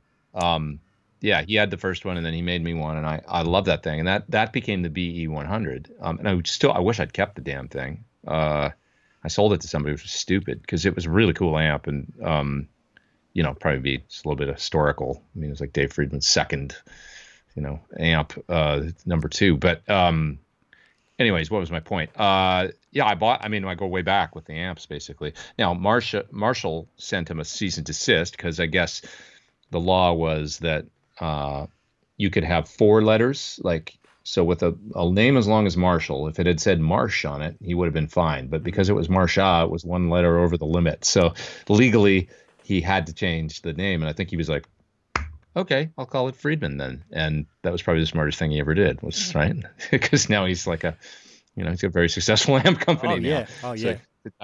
It's sort of divest from that name altogether and just be like, fine, I'm going to kind of and I love Marshall and stuff, but it's like, Dave, for a number of years, I feel like has been making the amps that Marshall should have been making, you know. So and so just call it Friedman and just put his name on it. It was a smart thing. Now, speaking of amps, you've got your own signature amp with Sir. Yes. Yeah. How did you start working with John Sir? So I bought a Sir guitar in 2005 off the Gear page, internet forum, and I bought it in the classifieds, and it looked real nice. It was a classic Sir Classic S. It's the blue guitar that, if you've seen my How to Play Eruption tutorial, it's the guitar I'm playing in that. So I bought it from a guy in Pennsylvania. I think it was $1,500, which seemed like a good price for at the time, and it got sent across the country. And I opened it up, pulled it out of the case, started playing it, and I was like, ooh, this is a nice guitar. It feels good, like really good. And I sat there and played it for about 45 minutes, and then I realized it was in tune still after playing it for 45 minutes. And I hadn't tuned it, taking it out of the case. It had come across the country in tune, you know, and it sounded great and played great. And I was like, oh, and that was before I'd ever plugged it into an amp. And I was just like, this is a really good guitar, man. If I could play guitar for 45 minutes, it's in tune, you know? So that started my, you know, relationship with them. I knew they were in Southern California. I contacted them, and at the time I was playing with Jewel, I think, and I was like, hey, I'm this guy. I do tours and stuff, and you know, I'd started doing YouTube a little bit, and I said, you know, I'd love to meet you guys sometime. Let's come out. And I've heard about John Sir since the 80s. Mm-hmm. I remember an article in, I think, Guitar World, or maybe Guitar for Practicing Musician, with him, the, you know, guitar magazines at the time, where they did a little interview with him, and it was like the, you know, genius guitar builder behind Pensa Sir, and I'd seen the guitars with Peter Frampton and Mark Knopfler and Lou Reed and all these people that were, and he had this reputation for making these great guitars and selling them, you know, Rudy's, collaboration with Rudy's. So I really knew of him, and I really wanted to meet him. He was like a kind of like, you know, I also knew he did custom audio and that he'd been at Fender Custom Shop, and it's just, you know, I love the, you know, the industry and these people. So I thought I should meet this guy.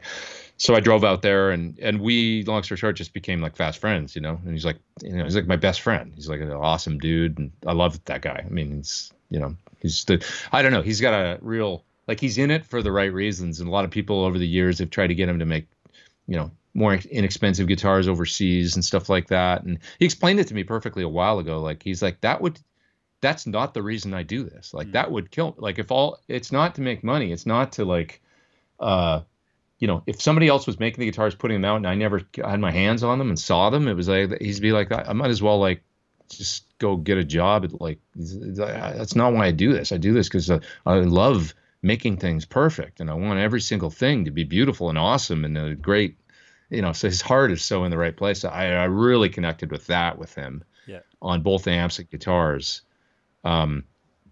So that's how the relationship started. And I could, you know, you just sense when you meet somebody like that, you know, from every little, you can see it in the way that they just conduct their business on a day-to-day basis, the way they conduct themselves, you know. It's like, this guy is amazing. So anyway, one day he said to me, when it comes to the amps, he said, because I already had a couple of guitars, he said, you know, I think I can make you happy with a multi-channel amp. I was on the road with Cornell at the time, and I had 3 amps. A Comet, which is great. Got it here, sitting right here in my rack, actually. And I had a Divided by 13, also great amp. That was a AC30 style amp. And I had a EVH 5153 head that I was made and using as a crunch sound. Cool.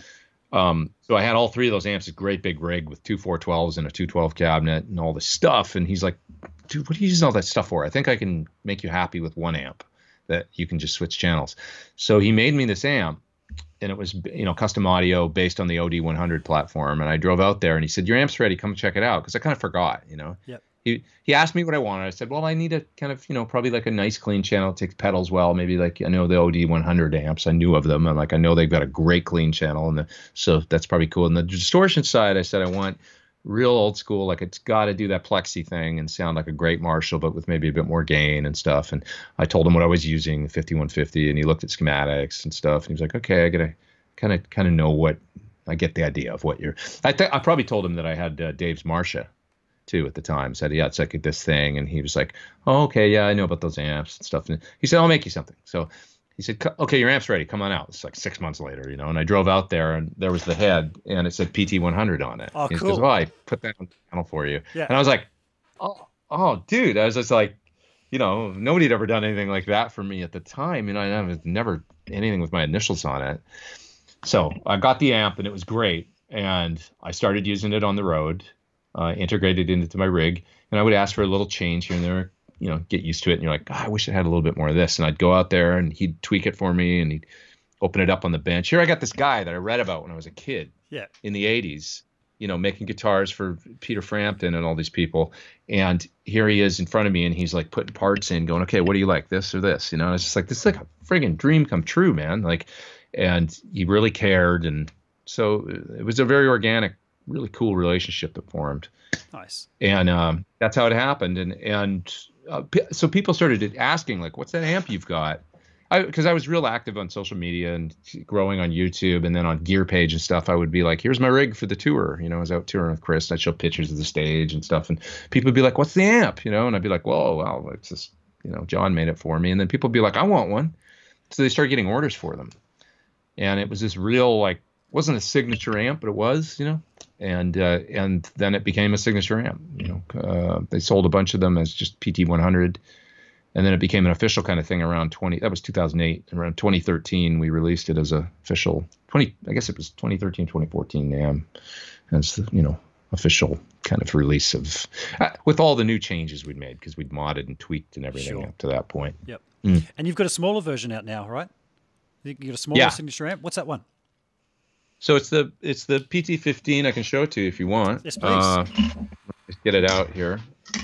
So this was a real labor of love and a lot of fun, and something we're all really proud of, because it's, I don't want to say it's like revolutionary, but what I feel like we did was we made a great tube amplifier that kind of is very forward thinking in its tones, design, but its way that you can utilize it and use it, but also just in its simplicity. So it's versatile, but it's simple.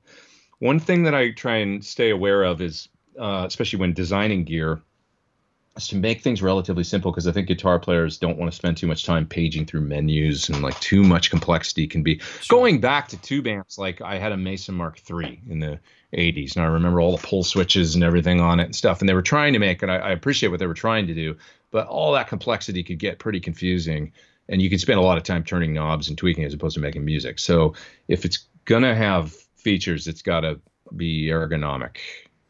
You know, So there it is. Obviously not too heavy, 15 watts. I can pick it up. You know, it's got volume. It's got a headroom for days for 15 watts. I used it on my last tour, just one of them. Wow. Now the idea is 3 channels. You can still see it okay here, right? Mm-hmm.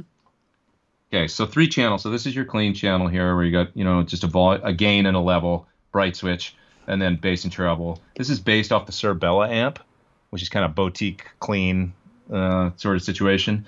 Moving over here to the distortion side, basically you got 2 sets of gains and masters for channel 2 and 3, and a shared 3-band EQ, bass, middle, and treble. Bright switches on every channel. So depending on your pedals and stuff, you can really fine tune the amp in to work great with different pedals.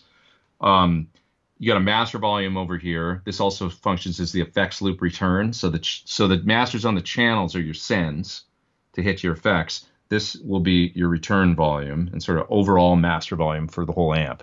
And then you got a presence knob over here. So that's it. Really straight up 3-channel, you know, versatile, Marshall optimized on the dirty side, and boutique clean on the clean side. Now, where it gets really interesting is Sir built their Reactive Load a number of years ago. Yep. And is the awesome load box that really makes the amp still think it's plugged into a speaker cabinet. And it functions as such. It responds like it's plugged into a speaker cabinet still if you use this thing, and then you can take a line out of that and run that into a recording interface, impulse responses, a speaker simulation, analog speaker simulation, whatever you want. It's made it really easy for people to get a great mic'd up cabinet sound, essentially, and do it at any volume. So the Reactive Load was a really great product for them. They figured out, Kevin Sir, actually, John's son, who's brilliant, figured out how to miniaturize that. And there it is in the back of my amp. So It's got built-in Sir Reactive Load there. Miniaturized, the same, though, sonically and down to every, I mean, it specs out the same, like the if you look at the curve and stuff, the impedance curve that it makes when it's, you know, it's identical to the big version. Nice. So we got that built in the amp. So in other words, this is a tube amp that you can use plugged in direct. You don't have to plug a speaker cabinet in. And so that opens up a whole world of, recording at 2 a.m. with a baby sleeping in the next room and getting great cabinet sounds. And also just direct to PA. And you can run this thing. Is there speaker simulation in it? Speaker IRs or anything like that? So yes, that's the next part. This is the line out right here, balanced line out. And this switch right here will allow you to bypass speaker simulation or engage it. And then on the front, this part over here, you get 4 banks with four IRs per bank. Oh, so wow. And you can load your own in if you want, or you can just use the ones it comes with, because it comes with 16 great IRs loaded up, Celestion IRs. So, and you can assign them per channel.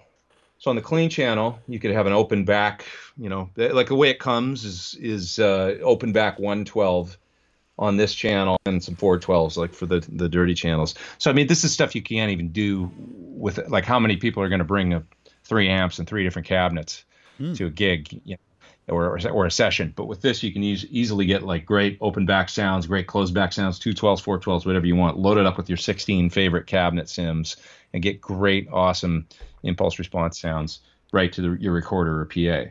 So there's a bunch of videos of me using this live now with the Classic Rock Show. I did a tour with some friends in January, February, and you could really hear in a live that all the sounds are the impulse responses. If you guys look for Classic Rock Show 2020, you'll see a bunch of videos from all the stuff on the Classic Rock Show channel. You'll get a great representation of what this thing sounds like. Songs by The Who, and because we play all these great classic rock songs. So it's like there's Van Halen on there, there's The Who, there's AC/DC, there's all kinds of stuff and you can hear the amp and the direct sound of it being right to the PA, with no microphone or anything like that. So pretty cool. I am seriously going to have to check out one of these, man.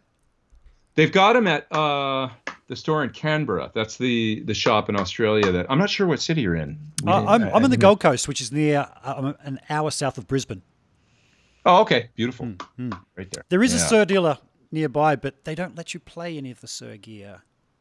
You tell them that I said that Pete said that you get to play the gear. I did drop that comment. Call me. Okay. Yeah. Okay. Show them this. Record it on your phone and say, okay, he wants to try my amp. Please let him try my amp. As a matter of fact, let him take it home for a couple of days and do a demo of it. All the way from Australia. I'd love to see what you think of it, seriously. Because this thing, put all the knobs on 5, start there, straight up the middle, and go for it. And just enjoy. Well, one other great thing, as I'm doing my spiel, it's got a headphone jack built in, so you can literally just plug in the phones, and it's also got an aux-in jack, so you can run like a iPod or your computer out right into it and jam along a stereo, to stereo tracks or headphones. It basically is an amp that you can take, you can use it in your bedroom, you could use it in a hotel room, you could use it backstage and plug in your headphones and practice, go out on stage, plop it on a cabinet if you want, because it's optional. You don't need the cabinet, but you can use one. Take the line to the PA and play live. It's a tube amp that you can use anywhere. So you guys have seriously thought about this, haven't you?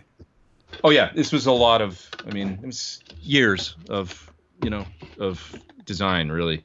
The load, because the load's really, it's not just a simple load. It's a truly reactive load that accurately mimics the impedance curve of an amp plugged into a 412 cabinet with greenbacks. And you can lay the 2 plots of those curves, an actual 412 cabinet and the one that is in this, on top of one another, and it's the most accurate reactive load on the market. So that just translates to the amp responds and sounds and feels like it's supposed to when it's plugged into that cabinet. Wow. Into one of those cabinets. So it was a lot of, everything. Even just the design of the front panel was like, we went back and forth with these lines and everything, and the way to sort of delineate where the channels are and how to, like I say, I wanted it to be something where not paging through menus, not like, you want more treble, you reach out, where the treble is. The knobs that we picked, everything was like how big the print should be, the font, how,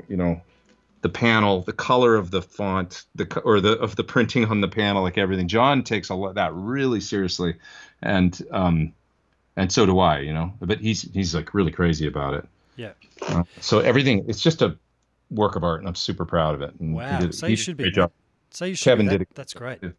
So I've noticed speaker IRs really seem to be the way forward. Talking to Steve Stevens recently, I had him on as a guest a few weeks ago, Yeah. and he was saying that he'd just started using the Boss tube amp expander, and that the moment they tried it at soundcheck, his sound guy come running down to the front, just going, "Man, you got to hear this!"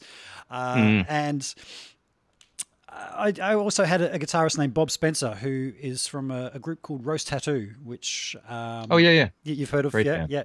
Yeah. And he sent me his solo album, and I put it on. And from the moment it came on, just the sound on my NS10s here, I could almost touch the sound. And I was like, dude, tell me about that sound. And it was into a load box with speaker IRs. And it is almost indistinguishable, isn't it, from a well-mic'd cab? Well, yeah, it is. It's indistinguishable. If you do them right, it's indistinguishable. The way that I know this is through making IRs, which I've done with some people. And I did a test recently where we were making some IRs, and I can't talk about too much about it, but I've got something coming soon. And anyway, making these IRs through the process, because what you're going to do is probably plug in a guitar cabinet in the studio with an amp, get a tone, and it's okay. It sounds great. Let's move the mics a bit. Okay, yeah, there it is. Let's make an impulse response to this setup. The mics are just positioned perfect. You can do multiple mics and you can capture that. You can do all kinds of stuff. So it's like, let's make the IR of this. So then you do the IR process, which essentially is running tone through the rig and capturing it into the computer, and somehow through convolution, whatever that means, it captures the full frequency. It's like taking a digital picture of what those mics look like on that cabinet at that time and being able to bottle that sound. So once you do that, now you've got the IR made. So now what you can do is, because you still got the mics up, because you just made that sound. Yeah. So I took a looper pedal, like one of these, and played a guitar loop into, so I'm playing something, played some Green Day, I think, into the, just a simple rhythm riff into the pedal. Then we played the pedal back and we recorded at the same time, into Pro Tools, we recorded the mic'd signal coming through the microphones, and then through the IR that we just made, also printing a track and listening through the IR that we just made. And they're totally time aligned. We've got both of them. And what we did was we cut from the IR to the mics, the IR to the mics, with the levels absolutely match perfectly. And when so it's bouncing back and forth between both signals. If you look at Pro Tools, it's like the cuts between the two different tracks, and it's seamless. It plays seamlessly. It sounds like one guitar part. There's no discernible. You would never know that it's at one moment it's the mics and at one moment it's the IR. One moment it sounds absolutely seamless playing through. And when you do tests like that, you're like, okay, like this is perfect. So what you said. You made a great comment a couple minutes ago, your buddy from Rose Tattoo, and you said I can almost reach out and touch the sound. And that is when a great mic cabinet, if it's done right and it's all in phase and really in your face and stuff, to me, and this is even more so in a PA, because there's no bleed coming into the mics from the bass amp. And it's not, like an old 57 from the club that like somebody's been, hitting with, it was on a rack tom and it was getting hit by drumsticks and like whatever, all that crap. No, it's like an IR that's made in a studio through Neves or whatever great pre's you've got, and you really spent time. Like who the hell spends that much time positioning a mic on a cabinet live? So let alone the bleed and the quality of the gear you're running through.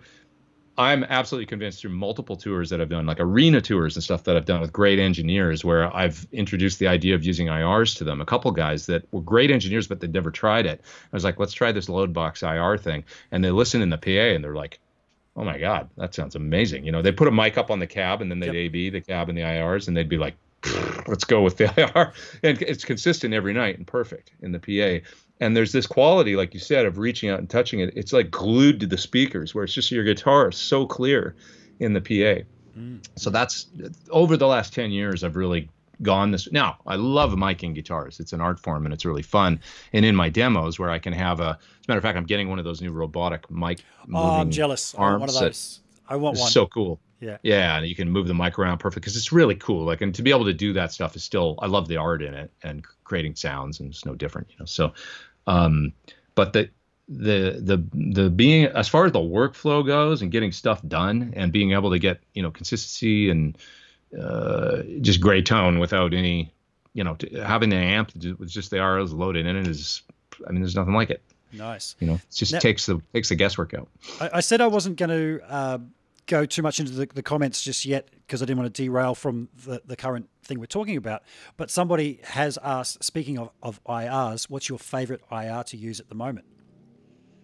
You know, and I don't even know if it's still like my absolute favorite, but it's a go-to standby that I just love because I've used it over the years and it's really good. Like over the past 2-3 years, is the Celestion. But so Celestion did a bunch of IRs of their own, and then they've now got their kind of like, they call them backline heroes or something. I think they call them. Okay. I think that's the term, but it's anyway. It's like companies, Sir, Orange. They've done a bunch of them with different companies.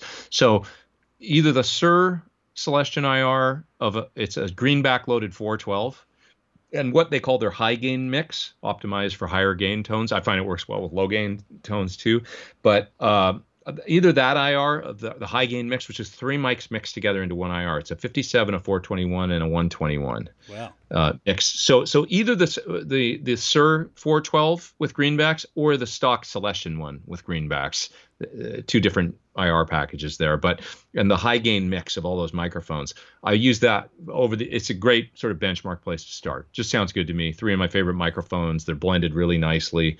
So I love that IR. And if you, that said, I think now over the last year or so, I've started to prefer just the 121 and 57 mix that they also include in their packages. So say Sir 412, greenback G12M, 121 and 57 high gain mix.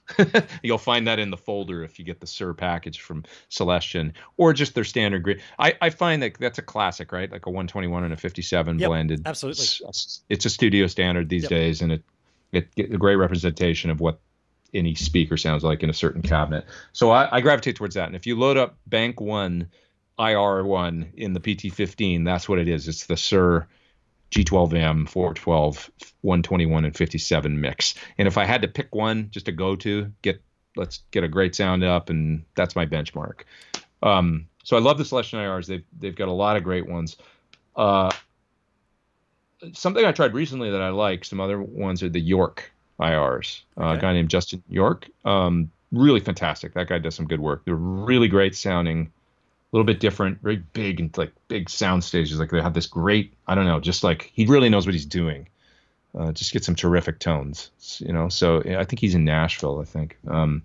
But the York IRs, that's another one to try. So let's just try the Celestions and the Yorks. Nice. Yeah. Now, are you playing in stereo these days live? Is your rig stereo? Are you wet, dry? So, how are you running things?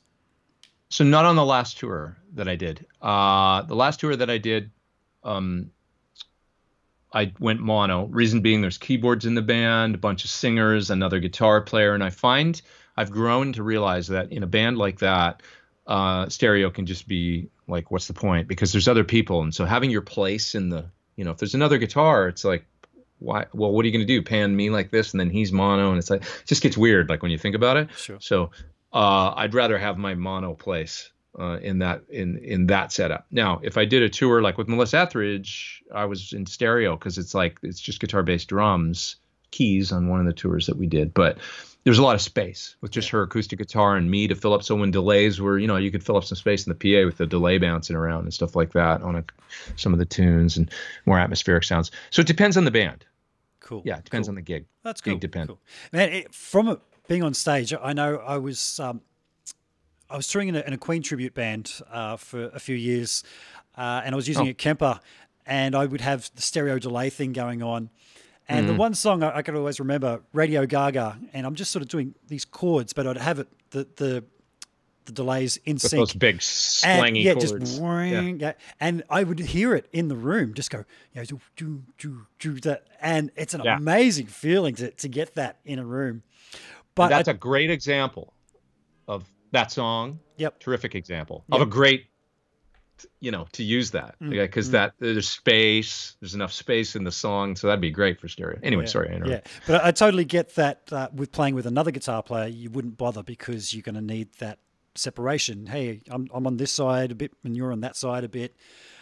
We don't want to be standing on each other's toes, so to speak. It's better.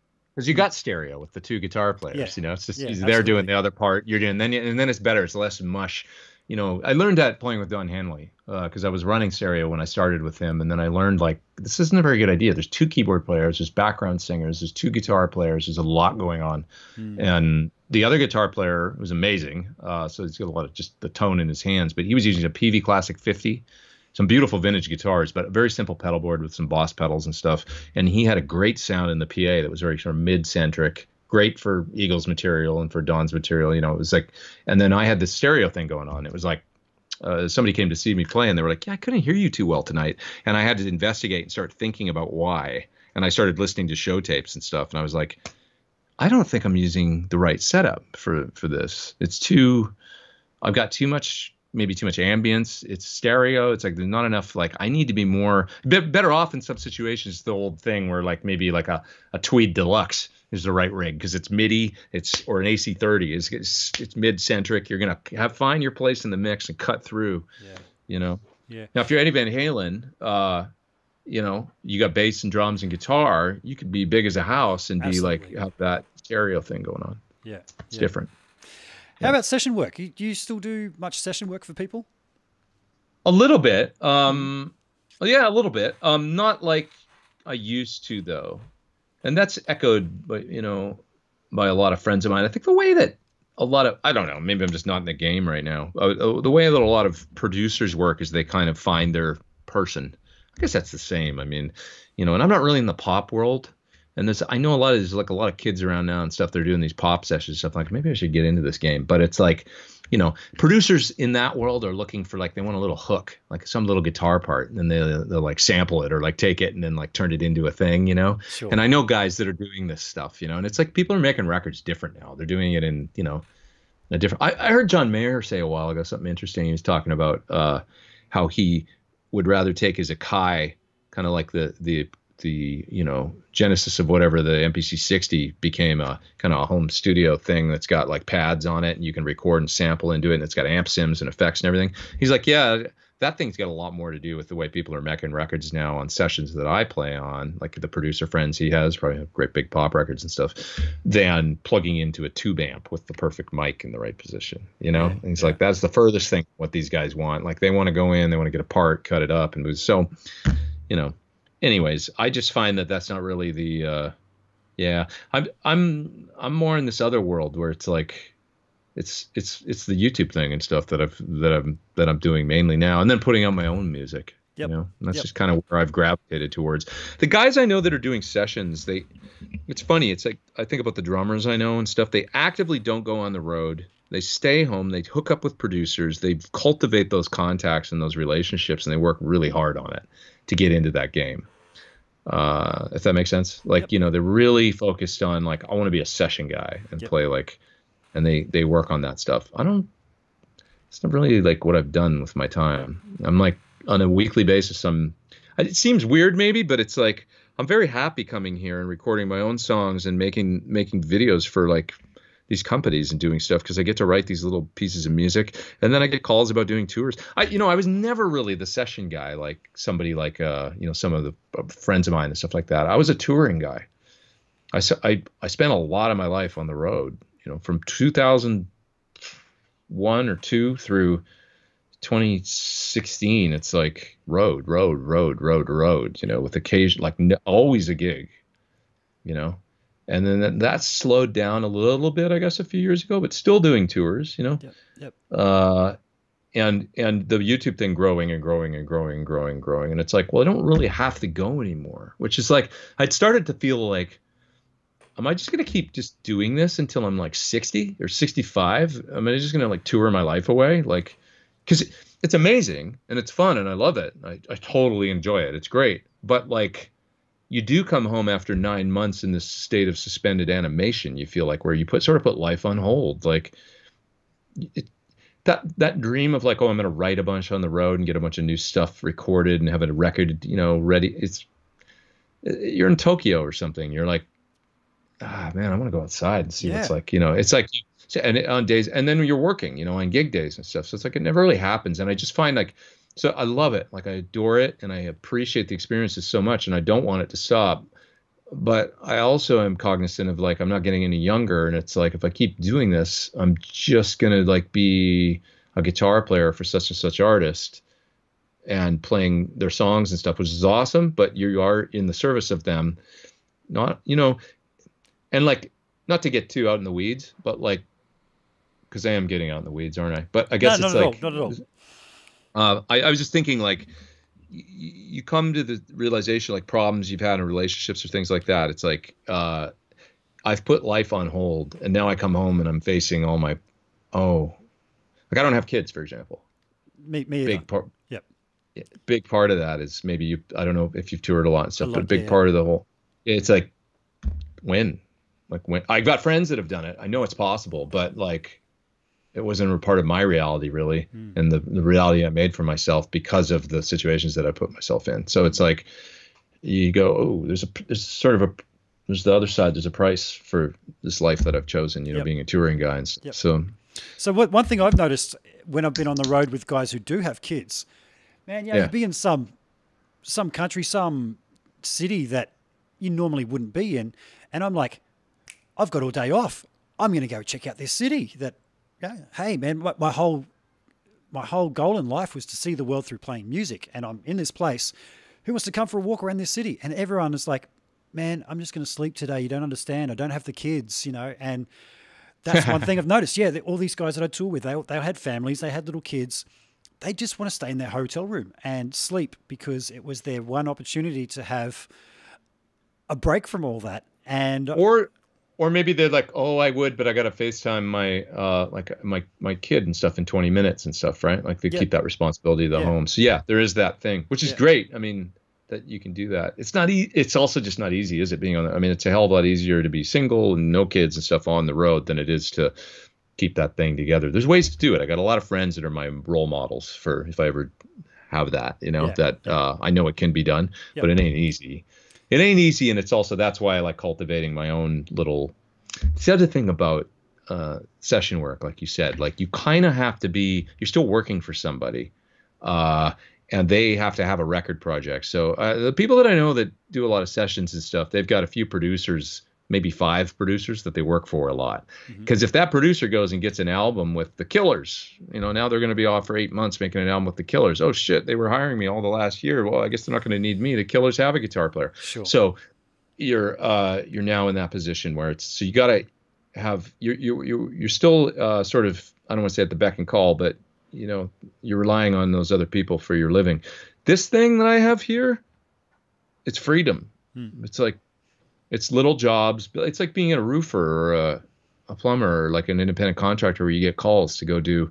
That's what doing the pedal thing is, or doing the videos for. It's awesome because it's like, well, there's always somebody in Greece or a boss or somebody that needs a video. It's all the way from like a startup company in Russia that's made some software or something, and hey, we got a guitar amp sim, to Boss, to Fender. Hey, we got a new pedal. You got time to and that never ends. There's always like this new stuff coming out from people all over the world. And luckily, I was one of the guys. You're right, along with like a few people, to the Ola and some that got in early. And it's like, I should probably focus on that because it's a great little niche that, it's about kind of finding your niche, I think, too. And then going, well, I'm going to cultivate, growing from there too, but like not taking the niche for granted, Well, if you had got that gig with Nine Inch Nails, people wouldn't know you're playing. So one thing that I'm just going to change my battery pack, which just froze up there. I'm going to change to this other one while I do that. Yeah. I don't know what Robin Fink plays guitar like. I actually did come across recently some of his playing on the Guns N' Roses album, but I'm used to hearing Trent Reznor play guitar. And what I thought, oh man, I love Robin Fink's style. No, I like Trent Reznor's style. So people are actually seeing me change my battery right now because there's no battery adapters out there. Everyone's streaming, it seems, and it's really hard to come by. So this is going to look really awkward, folks, as I put this back into place and turn all this on. I'm sorry. It's all right. But that's live. That's what happens. Take your time. You're not seeing me this, Pete, because you've actually seen me on my webcam. Let's hope that doesn't fall off there. That will do. Yeah, so if you had got that gig, people probably wouldn't know your style. That'd be associating Trent Reznor's playing with your own. Well, and it's just, I mean, a lot of the gigs I've done are like that, where it's not really about, and I'm good at that kind of gig, like for instance with Don Henley, like reproducing the exact parts off the records. That's what it's all about. I mean, it's his show and it's his name on he's the one selling the tickets. He's the rock star, and you go and you do the best job you can performing that music. It's a little like being an actor. Yeah. It's like being an actor in a stage play a little bit. Like you're playing a role and you're reproducing the lines as best you can. Now there's other gigs that are more where you get to put more of your personality in. Maybe I guess Melissa always wanted a lot of like there was a lot of jamming going on. She loved that. So you get to stretch a little bit more and stuff like that. So it depends on the gig. But at the end of the day, it's their name on the bill, and you're out there in service to them, and so be it. It's a great way to get experience, and this experience of playing in an arena or sometimes in a stadium and be up there on that stage is like, holy shit, there's 50,000 people here. And you go out there and you do your thing, and you get to sort of play rock star you get to be toe to toe with rock stars and be like, go up there and do it. But they are the rock star at the end of the day, and you're there in service of the music and them, and it's their name on the bill. So you have to, it's that striking that balance. It's a great thing to do, and I loved it, and I want to continue doing it. It's nice to have the freedom of having a little bit more of my own thing now, and know that I can be more pick and choose, though. Like I don't have to go. Mm-hmm. That's new. It's only the last couple of years where I felt like I don't think I have to go if I don't want to this year. Like, or maybe you don't have a gig and you're like, it's okay. I don't actually used to need it. Used to panic, used to be that thing. Oh shit, this gig's ending. What am I going to do next year? And get on the phone and start, hey man, you hear about anything? Like I could use anybody going out? Like I could use a gig. Yep. Do you ever find yourself when you're playing, like just looking at the person that you're playing for beside you and just going, no way, man, I'm playing for Chris Cornell. Man, I haven't played for anyone that big. There's a show that I play for here in Australia called Absolutely 80s, and it's the singers from a whole bunch of groups, Australian groups that I grew up listening to on the radio in the 80s, but they have a different guitar player in every state. So the singers just fly to each state, and I'm the Queensland guitar player for that. And and it's a revolving lineup too, of singers. And there'll be times, I'm playing these songs and I'm thinking, holy hell, I'm playing this song that I loved as a kid with the actual singer. This is great. Yeah. I always say it's like being in a cover band, except the real guy's standing over there singing the song. That's what I say. Yeah, totally. No, and it was never lost on me. Always there's a common thread through, and I've had the great fortune to play with a lot of, with Chris and Melissa and, Kiyoshi Nagabuchi, the guy I play with in Japan, who's unbelievable. He's like an icon in Japan. I've seen some of the photos, man. You're playing to huge stadiums with that guy, aren't you? He's a huge star there. And they all have this one, like this rock star DNA thing. It's just like magic, they all have it's a certain personality type, and they're different people, but they, you know what I mean? And it's a pleasure to be up there on the stage with these people and stand beside them and go, man, that's some like world-class action going on right there. Like I better rise to the occasion right now. And, but I always use the example of Don Henley is maybe because he's like this consummate lyricist and standing there on the song New York Minute beside him, which is, I think, one of the greatest. It's just such lyrically, it's incredible. And I don't know, it's just such a poignant, awesome song. And I didn't have to play very much on that song. Yep.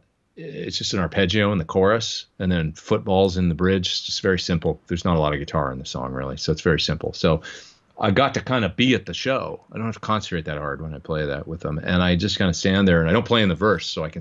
This verse is where the whole story is told. So I just stand there beside him, like 10 feet away, and he's singing the song, and I just be like I'm at the show. I'm watching him. Yeah. I just happen to be on stage, Yep. But and then you gotta. Sometimes I almost forget. Oh yeah, I gotta come in, play my arpeggio in the chorus. But I'm like a fan at the show, and it's awesome, And it was always like, man, I don't know. There's a feeling of like, because I heard him on the radio growing up, all those great. It's Building the Perfect Beast and those albums, were huge records when I was a kid. So his solo records, and so to be now on stage with him and stuff, and be like, man, I made it in my own little way. like whatever making it is, but Yep. I'm up here with that guy. I made it. Wow. I found my way. Is a great feeling of pride and accomplishment. It's a high pressure gig to have done, you know, and there's it's fun, but I don't know if it's the kind of, you know, you got to be on your game on that gig, but yet there's this real, you know, like the difference between fun and pleasure, like the sense of accomplishment you get when you did something hard and you pulled it off, and it's like, and that was hard work, but I wouldn't have, like, there's nowhere I'd rather be. Yeah. You get that, you know, that Awesome. feeling of like, and that's a great, for me, I don't know, I love that, you know. It's part of making music. It's not everything, but it's part of making music that I've loved. Have you thought about releasing an album of tunes that are actually written for your demos? Has that ever crossed your mind? Well, that's actually, I've got to return a text here because people are You're right, going, man. what is, sorry, just one sec. As you're doing here. that, I'm just going to talk to the folks and just say, as I adjust my camera, that's fine. Look at that. I got fluorescent white hair at the moment. It's a fresh bleach job right there. Folks, if you have any questions, to save me going back through all the questions and comments, shoot some at us now. That way I might find them a bit easier than scrolling through everything, because I do like to give my guests full undivided attention as we're talking. I've learnt that if I sit there going through comments that I might miss what they're actually saying. So shoot some at us now. So sorry about that. You're right, man. You're right. Do realize I probably should split in like. That's 10 why. minutes, Yeah, like yeah. that, That's why I'm just rounding it up. But that's okay. Your question was, and I'm sorry I was so rude, but I was saying about releasing an album of your demos. Oh, of the demos. Yeah. So that was my last record, really. Pete Thorn really? 2 was, yeah, I kind of mined the demos as Yeah. demos, like, you know, and then I like, yeah. So like, for instance, the song In Good Company, if you listen to that song on my last record, it started out as the Bogner Lyndhurst compressor demo. So what else? The song All Is Not Lost started out as a analog effect demo from, the hell was the thing? It was called, it was like this multi-effect rack thing that was all analog. That was like delay and chorus, modulation, distortion, all in a rack thing. I can't remember the name of it. Anyway, it was a 6/8 thing that started out and actually kept some of the tracks. Oh, cool. Yeah, from the original demo, because like, why redo them? I can take that session and just build around it and like make, you know. So not every song. There was probably 70% of the record came from demos, and then the rest of it was new tunes. Awesome. So yeah, but that's a great. I mean, I consider them all little songs. So it's like, you know, why not go back and I heard one a couple days ago and I was like, I gotta go. It's fun to go back to the last 4 or 5 years and just like listen to them and then go, oh, and it's like, I forgot like about that. That'll make a cool tune, you know? Yeah, cool. I guess because sometimes you're not overthinking it so much as you would be if you were going, okay, I'm writing an album. This has to be my very best. And just through Magnum experience, opus. Yeah, you overthink shit. It just becomes overcooked. But when you're doing something, it's like, yeah, whatever. You mentioned earlier about recording to your phone. Do you use Music Memos by Apple? Not yet. Oh, dude, check this out. Cool. Check this out. Show me, teach me. So I tried to call it up before. So I wanted to do something on this little angle cab loader I got here, and I thought, I need to write something. And I was having my morning coffee and went, no, I don't. You've got a song playing in your head right now. What the hell is that? So I just quickly recorded it.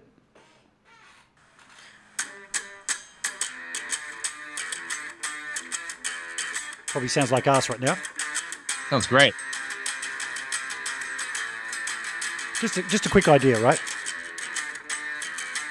But then you've got this little, on the interface, Okay. See, there's a little picture of drums just there. This is all backwards. I'm trying to hit it. Yeah. If I What hit does that, do? it creates drums to go along with it. Get out. So this is instant. Really? Okay, so it takes a bar or two to find its time, but check this out. Now,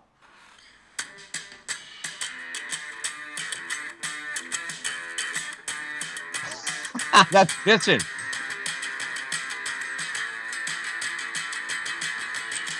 Oh man, instantly. that's awesome. Instantly. So I didn't that even was know about that was I need to write a tune. No, you don't. What's that thing that's going in your head right now? Quickly record it. Hit that button. Bam, that works. Okay. Done. Oh 30 my God. seconds. I'm stealing this from you Yeah. for my next clinics. I'm going to totally like use this because in my clinic, I do that exact thing where I show like recording on the phone, but I'm singing into the phone actually. I've got Because I those. did Yep. it in the car, and yeah, where I'm singing the riff. Yep. And then I in my clinic, I go around all over the world last year. I was like showing people like, okay, here's where the idea came from. Yep. Here's the riff. Okay, now I got into the studio, built some drums and stuff, and then here's what it sounds like played on guitar, you know, and then I actually like go through and play the parts. But Music Memos by Apple. Yep. So there's a few questions being thrown at us here, Pete. Before I let you go, any signature pedals with Sir coming? We've talked about stuff. There's things that we've batted around, you know, and there's actually like a couple designs and things that have been like, you know, that are in the way prototype stage. But there's a couple. If I do a pedal, it's got to be like something that I feel like is really useful. Like can't just be Pete's signature overdrive. I don't want that. Like it's got to be like something that where it's a little more unique and useful. So yeah, cool. Great show tonight, guys. Hey Pete, do you know session drummer Robin Diaz? I was in a band with him in early 2000s. Crazy good drummer. Yeah, I don't know that I've ever met him, but I know of him for sure. Robin Diaz. Yep. Yeah, I know of him. Okay. No. Okay. Don't know him. There's one here. I'm not sure if it's relevant to answer. You can choose not to answer this one. For all reviews of products, does he get to keep the gear or simply reviews and sends back? So that just depends. Yeah, probably for you too. It's a thing where sometimes people will be, you know, because I am a guitar player and a tour and stuff, and a lot of stuff. If I look down at my pedal board right now, I have the Ryra Big Muff, which I did a demo of. I've got the Rocket Archer. I've got the Bogner Blue. I got the Echoplex. I've got Eventide H9. I've got the Unit 67, and I've got the Freakout from Digitech, all on my pedal board. About 80% of the pedals on my board are pedals that started out as demos, right? Cool. So I'm a professional touring guitar player, and a lot of these companies would be happy to see their pedals out on the road and actually being used as well as in demos, right? Yep. So it's a thing where I find, generally speaking, if you get to the level, I'm like not tooting my horn or whatever, but if you get to the level where you're one of the demo guys and you're known as a guy that they kind of want you to, sometimes they want, I'm sending one off right now. I got one in a box that I did a demo of a couple weeks ago, because sometimes it's a smaller manufacturer. They don't have a lot of capital and they want to take one pedal and send it to multiple different reviewers to have the review done. You know, could be a guy making them in his garage or something. Yep.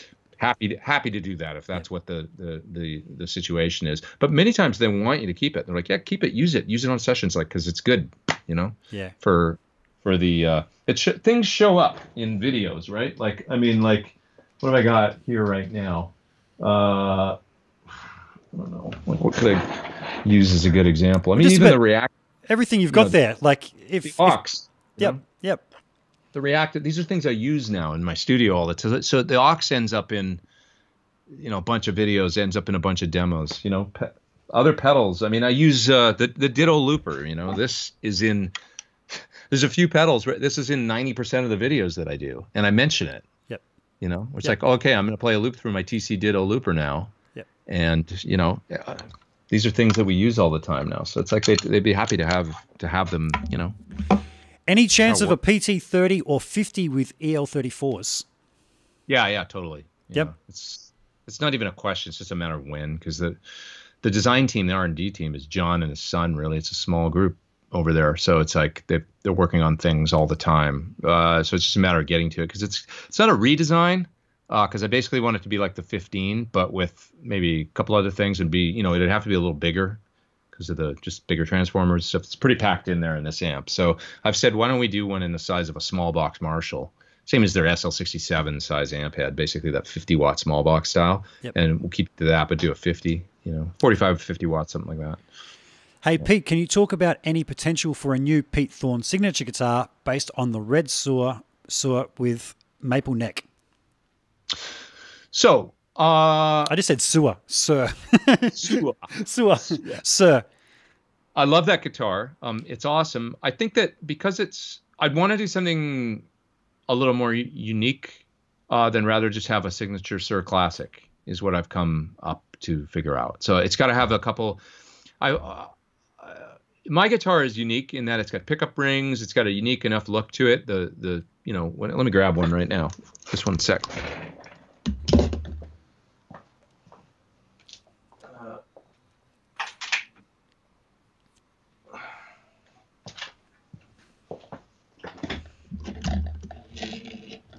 Headphones back on. So the guitar that was being referred to is back there in the corner. You can actually see it, I think, on the stand. So it's a standard, it's a Sir Classic, but it has a distinct kind of neck shape that is digitized off of my old Jackson that I grew up playing. Cool. So I've come to realize the neck is kind of thin.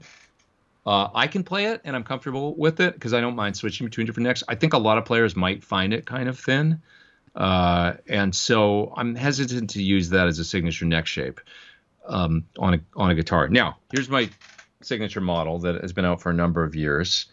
I love this guitar, and what I would love to do is do something slightly different, pickup wise and stuff, but based off of what you see here. A little bit more. This is the Sir Standard. So what's different between a Standard and a Classic is it's more squared off edges. Mm-hmm. It's a little more like that Anderson, or it's a slightly different, slightly smaller body than a Classic actually.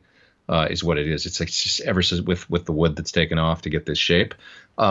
So if you see something else from me, which I think you will at some point, it'll be with some other options, but a takeoff on this a little bit more with some of what you love about that red guitar back there, if you dig it. Cool. I've been playing. I do play that in a lot of my videos and stuff now, and I love it. It's awesome. Nice. We've got quite a lot of just people saying hi and loving the chat. James Norbert Ivani said, "Hi, Dad." That's a joke. That's a joke that we have where I started calling him son. He calls me Dad. Yeah. Love it. But that dude's awesome, man. We hung out in Sydney when I was just there it's 6 months ago now, but it was in December. I did see that. So, yeah. I took a lesson with James a couple of years ago, and just via Skype, and what a player! What a player! I'd love to have him on, actually, James. If you're watching, man, I'll send you a message through Facebook, bro, and get you on for a bit of a chat. Man, this is a really nice one here. This is from Drew Barry's, and he dropped a couple of messages there. Pete, you're such a tasteful player and cool guy. Keep them coming. But just prior to that, this means a lot to me. He says, "Hi, Pete. Just wanted to say it's really great to see two of my favorite demo guys having this chat." Thanks, Drew. That's really nice, man. Thank you, Drew. Appreciate that. Thank you. Yeah, there's a whole bunch. I just heard another little dink go off that. Okay, last one. Just wondering what Pete's experience has been like with the Fryette power station. I have one of those, right? Oh, yeah. You got one? Yeah, they're great. Right there. It's all backwards. Yeah. So I love it. I'm going to get one of the new ones because I think they're maybe even better now. He's done some work on them. But it's my favorite kind of reamp device for live. Like if you're going to get you got a 100-watt plexi, you want maybe need an effects loop to add some, I like the load and reamp thing for attenuation more than I do a straight attenuator. Because I think it stays truer to the tone of the amplifier. True reactive load with the tube amp that they've put in. It's just you can get a great sound of it. Does it sound exactly the same as the amp super loud?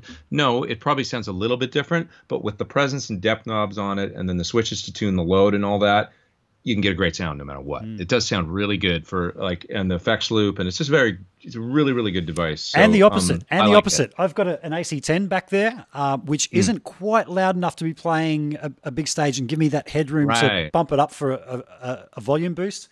So I can do the opposite, where I can run that into the Fryette and then give me more. Get enough volume to play live. Yeah, absolutely. Definitely, dude. That's a great use for it. Is you can use any.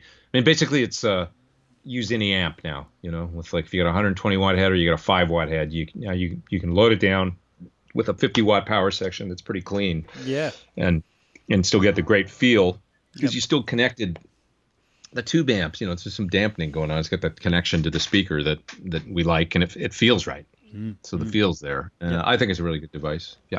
Pete, I'm going to let you go, mate, because you said a little while ago that you had places to be, and I've got a good couple of hours out of you, which I'm happy with, mate.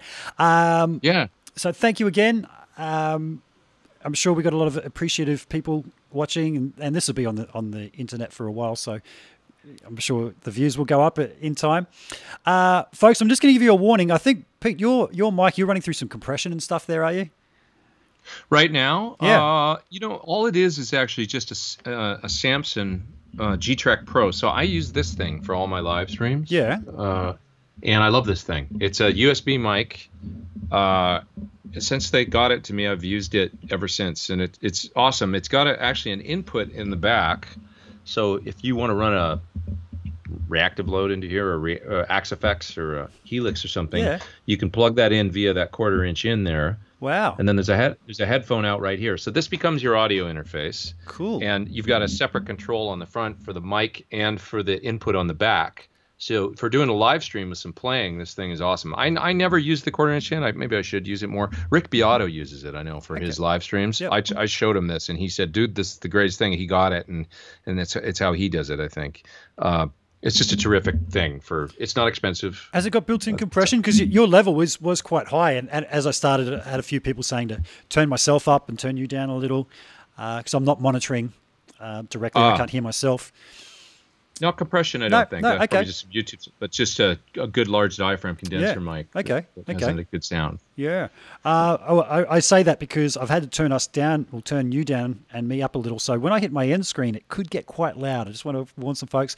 But folks, there's some really nice comments coming through on that it's been a nice chat. So folks, it is quite an early stage for me. I don't have that many subs. So if you did enjoy this, please hit that subscribe button. I could really do with those. And all the likes, all that kind of thing. I feel like I'm spruiking now. Nobody likes a spruiker.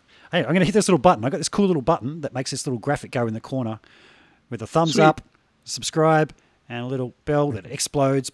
I hit that every now and then. Thank you again, Pete. Hey, thank you so much for having me. No worries, man. It's been a great chat. I'd love to have you back on sometime, man. I'm going to hit the button, folks. Watch out. Here it comes.